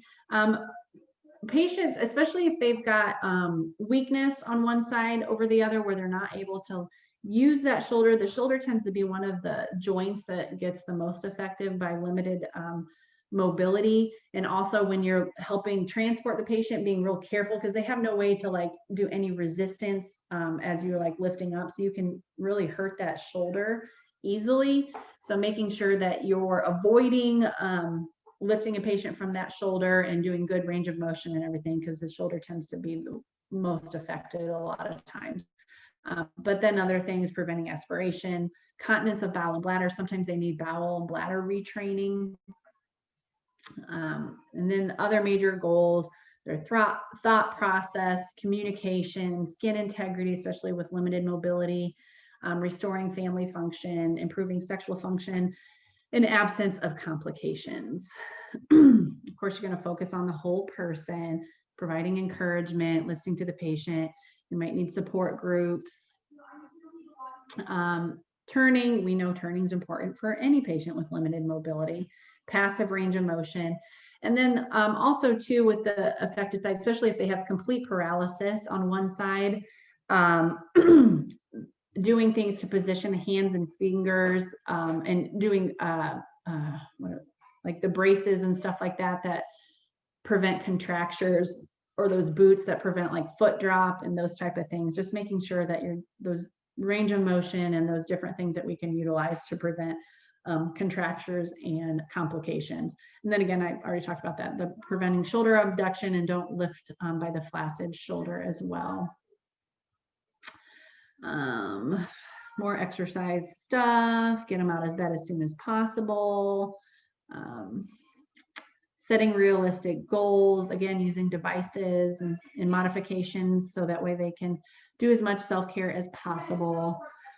Encouraging patient with visual field loss to turn their head and look to the side of unilateral neglect, which I did talk about, approaching the patient on the one side and like walking around to the other side of the room to really encourage them to look at the side that they have the unilateral neglect with. Aphasia, which we've already talked about, receptive versus expressive. Receptive is usually the result of the Wernicke's area, and expressive is in the Broca's area of the frontal lobe. So oftentimes patients with aphasia, speech therapy works with them a lot too to try and improve those things. Nutrition, again with speech therapy, doing like the chin tug or swallowing methods. Thickened liquids or pureed diet sometimes need to be introduced. Bowel and bladder control, which I already mentioned. And prevention, discussing with your patient prevention of further strokes, because once they've already had a stroke, they're at an increased risk of it again. So making sure that they are really doing those things to prevent another stroke from occurring. Medication administration, making sure they're compliant with their medications, maybe changing some of those modifiable risk factors like smoking and diet, those type of things. And then telling them the signs and symptoms of strokes to be mindful of. Again, more of the same thing. I need to clean up these slides. I've already done it once, but clearly I need to do it even more. All right, so that is it with our strokes. Lindsay, I have a question. Yeah. Just for clarification. So when it comes to aneurysms, so an aneurysm is classified as a hemorrhagic stroke, but are all hemorrhagic strokes aneurysms? No, they're just the most common. Okay, I just wanted to make sure I had that right. Yeah. I mean, your hemorrhagic stroke is essentially intracerebral hemorrhage. I mean, it's just an intracerebral hemorrhage without any known injury. But aneurysms tend to be the most common, and then untreated hypertension that results in that as well, oftentimes. So yeah, but it's just your most common. So that's why that's the main focus on that. So thank you. You're welcome. All right, last but not least, we have our spinal cord trauma. So we know that our spinal cord and our brain and stuff kind of go hand in hand, and as well as traumatic brain injuries along with spinal cord injuries. So our spinal cord trauma, please be quiet. I don't know if you guys can hear him, but I can hear him. He's driving me crazy. All right, so our spinal cord trauma, major health problem. 200,000 people in the US live with disabilities from spinal cord injuries, and the majority are caused by motor vehicle accidents, but also violence, falls, sports injuries also contribute too. And males, sorry guys, you're the most prone to spinal cord injuries as well. You guys are the most risky people, most risky population. And young people, young males especially. And then the risk factors also include alcohol and drug use. I think we all know that those things also don't lead to the best decisions. So mechanisms of your injuries. So flexion is the forward bending of the spinal column, whereas extension is the backward bending. Extension usually occurs at T11 to L1. And then you have your compression fractures. So your compression fractures often occur as from a high velocity blow to the top of the head. So more so like your diving injuries or falling head first, like off a roof or something like that. Anything like that, high velocity blow can cause those compression fractures. But also, you know, sometimes just falling in general and landing on your elderly, especially if something as simple as just like falling, a ground level fall, landing on their butt can cause a compression injury. So axial rotation then is a very unstable injury, and it usually occurs at C1 or C2. They require ventilator support, and it can be fatal if it's not handled correctly. Because of course, I mean, C1 or C2, that's up very, very high. They will not have respiratory effort when it's that high as well. And penetrating can occur without damage to the spinal cord. So it is possible, like a GSW or a stabbing or something like that. If they did get, it is possible to miss the spinal column, but oftentimes it doesn't. Then you have complete versus incomplete. And as the name implies, complete is when there has been a complete sever in the spinal cord and eliminates all innervation below the level of injury. Whereas incomplete is an injury that does still allow for some function below the level of injury. So when we have, especially when we have complete injuries, is when we often have our paraplegia or tetraplegia or quadriplegic. I mean, preferred term, I guess, is tetraplegia, but I still hear people calling it quadriplegia. But your paraplegia occurs in the thoracic area, lumbar or sacral areas of the spinal cord, and depending on where the injury determines the level of function above the site of injury. So, but it will have impairment of the trunk, legs, and pelvic organs, but they do still have their own function and sensation intact. Whereas quadriplegia, we know, is high, and it involves all four extremities and the trunk and down. And there's just more of a visual of that. And then here is so this helps just kind of show like the different levels, and the red part would be the area that they have no feeling in, depending on the injury. Anything above C4, they're going to have respiratory depression. So generally, if it's a C4 and above injury, they very likely are going to require ventilator support long term. Again, just another image that kind of shows the same thing. And another one. Just shows more information then, as well, as far as like their mobility and stuff.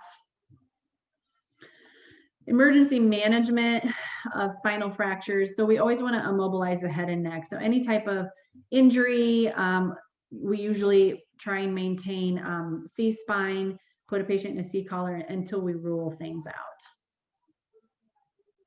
Medical management, we're going to monitor their vital signs, especially their blood pressure, because that can be very variable, and especially if they go into spinal shock or those type of things, which we'll talk about here in a minute. Monitoring their airway, of course, especially for those, cervical injuries. Medications, vasoactive drugs, methylprednisone to help decrease inflammation, and surgical treatment, trying to immobilize the spine and relieve pressure on the spinal cord. They might have rod insertion that could be done as well. So this is an example of spinal traction that they sometimes do in waiting for, if they maybe aren't stable enough, hemodynamically stable enough to go into surgery. If they have many other injuries, they might place them in this spinal traction, which is basically just like Buck's traction or something like that, where they're trying to align the bones while they're trying to align the spine. And I have seen people awake with this on, and I would not want that whatsoever. But I mean, yeah, the pins just go right in, and then the weight pulls up and helps align the spinal cord. Complications, infection, DVT, orthostatic hypotension, skin breakdown, renal complications, especially if you're looking at those patients with, that are paralyzed and they're retaining, they're not able to empty their bladder, then they can run into those renal complications, post-renal failure issue, and depression, substance abuse, and then spinal shock and autonomic dysreflexia. This picture just makes me laugh. They just seem way too happy about her spinal cord injury. Nothing. And then I already passed it. So spinal shock, neurogenic shock, and then autonomic dysreflexia. So those are some big complications of spinal cord injuries. Spinal shock is a sudden depression of the reflexes below the level of injury.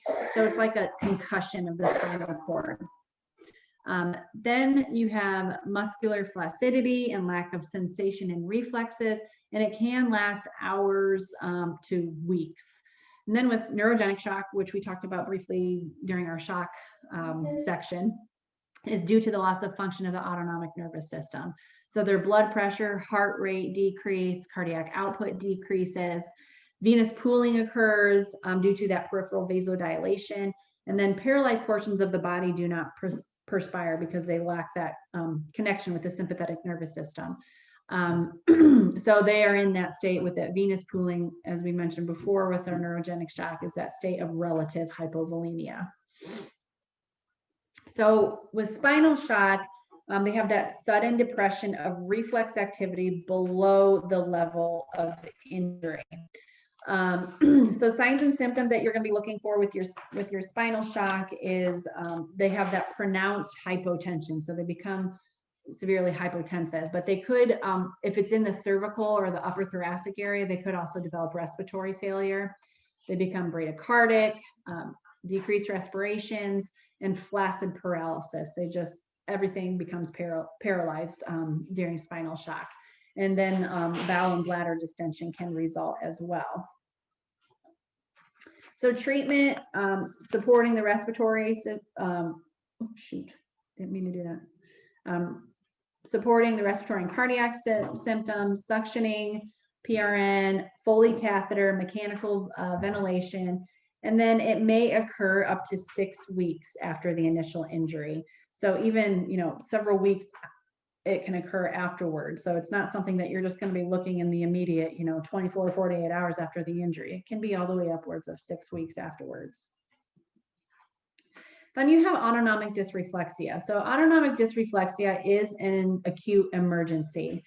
And this occurs after spinal shock has resolved, and it can occur years after the injury. So it's more common in persons with a spinal cord lesion above T6. So it's often your paraplegics and your quadriplegics. Your autonomic nervous system responses are exaggerated, and those symptoms, they start having a severe pounding headache, and they have a sudden increase in blood pressure. So spinal shock, they have a decrease in blood pressure. Autonomic dysreflexia, it's an increase and severe, like very, very hypertensive. They're in a hypertensive crisis. Then they also have diffuse perfuse diaphoresis, nausea, nasal congestion, and bradycardia as well. So the hypertensive crisis can result in a stroke or seizure. So that's why it becomes an emergency, because you obviously don't want those things to occur. And it's often caused by some noxious stimuli. So these patients, especially with your paraplegics, your quadriplegics, they're more susceptible to bladder distension as well as constipation, and those type of things, and anything that's stimulation of the skin, so wrinkles in clothing as well, or bed sheets. So even though they can't necessarily feel them, that noxious stimuli is sensed by the body and can trigger them to go into autonomic dysreflexia. So you want to be doing any of those things, trying to avoid any of those things that could throw them into this, because this is something, once they've already been in it, they are very likely to have it occur again throughout their lifetime. I mean, it can occur at any time. So these patients tend to be very particular about some of these things. So oftentimes with your paralyzed patients, they'll have a routine bowel and bladder schedule. So they might need to be straight cathed every 4 to 6 hours very routinely, and they sometimes get very adamant about that.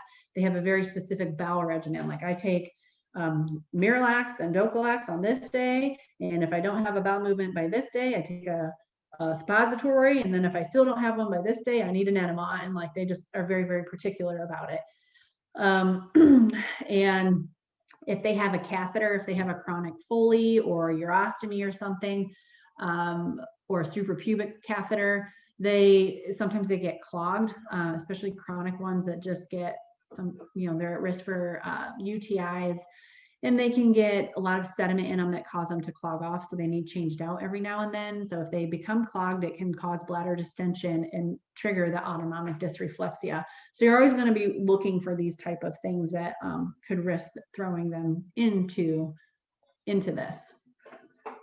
So if they do go into it, one thing, some things that we need to do is get them in a seated position, raise their head of the bed as high as possible to try and help lower that blood pressure. That's like the very first thing that we can at least do to try and lower the blood pressure to prevent their risk of stroke and seizures. And then trying to rapidly assess what the problem is, whether it's you need to empty the catheter or change it, examining the rectum for any fecal impactions, examining the skin, making sure maybe there's not a bunch of wrinkles or those white saline caps that seem to always mysteriously appear in the bed and get like under a patient's back. Just anything that could be overstimulating them. And then giving a Presaline then to help lower the blood pressure, and always reporting to or making sure that it's on their chart somewhere in their history that they do have a history of autonomic dysreflexia. So that way people are aware of it and can be mindful of it and have those interventions on board as soon as possible. I actually just had a patient not too long ago. He was a paraplegic and on a ventilator, sedated and stuff, so he couldn't like tell me things.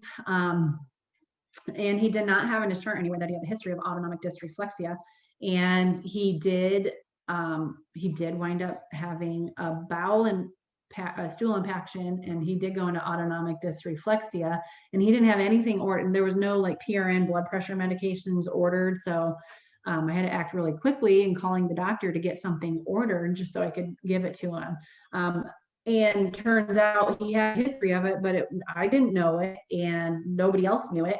It wasn't in his chart anywhere. But when I called, or I think that one of the family members called to get an update, and I was like, oh yeah, this just happened, but we got things corrected and whatnot. And she was like, oh yeah, that's happened to him before. And I was like, okay, well, good to know. We'll make sure we get that put in his chart. So, because had we known that he was susceptible to it, things would have already been in place, like the bowel regimen, making sure he didn't get impacted, as well as having blood pressure medication already ordered PRN, so that way we could give it as quickly as possible. So it is important to know the history if they've had it before. Okay, so then primary versus secondary, same as with your brain injuries. Your primary injury is going to be the actual injury, whereas your secondary injury is a result of ischemia or hypoxia or hemorrhage that destroys the nerve tissues. Secondary injuries are thought to be reversible and preventable, and which is understandable. We want to try and prevent those secondary injuries from occurring. So treatment needs to prevent that partial injury from developing into extensive and more permanent damage. Nursing process, assessment, so monitoring their respirations and breathing patterns, so as well as their lung sounds and cough. Any changes in their motor or sensory function, and reporting any of those changes immediately. Assessing for the spinal shock, as well as autonomic dysreflexia. Monitoring for the distension and taking their temperature. Assessing for potential hyperthermia as well. So we will also want to decrease those metabolic demands as well with our spinal cord patients. Different diagnoses for our spinal cord injuries.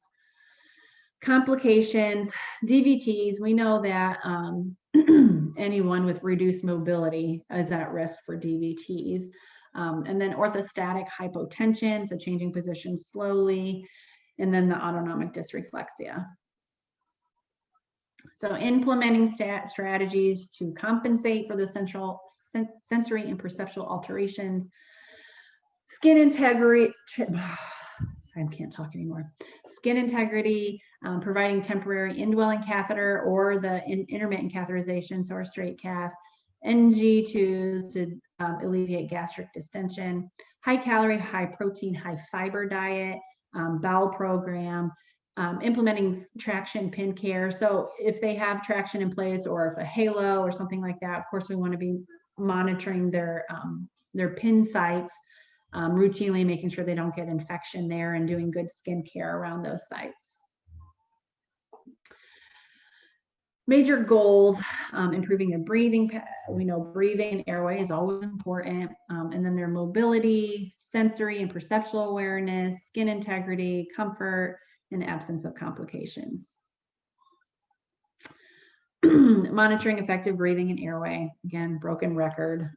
Just those things that we need to do. Early and vigorous pulmonary care too. Just with decreased mobility, we know we need to be turning them and doing those measures, IS, just different things to prevent them from developing, pneumonia or anything like that.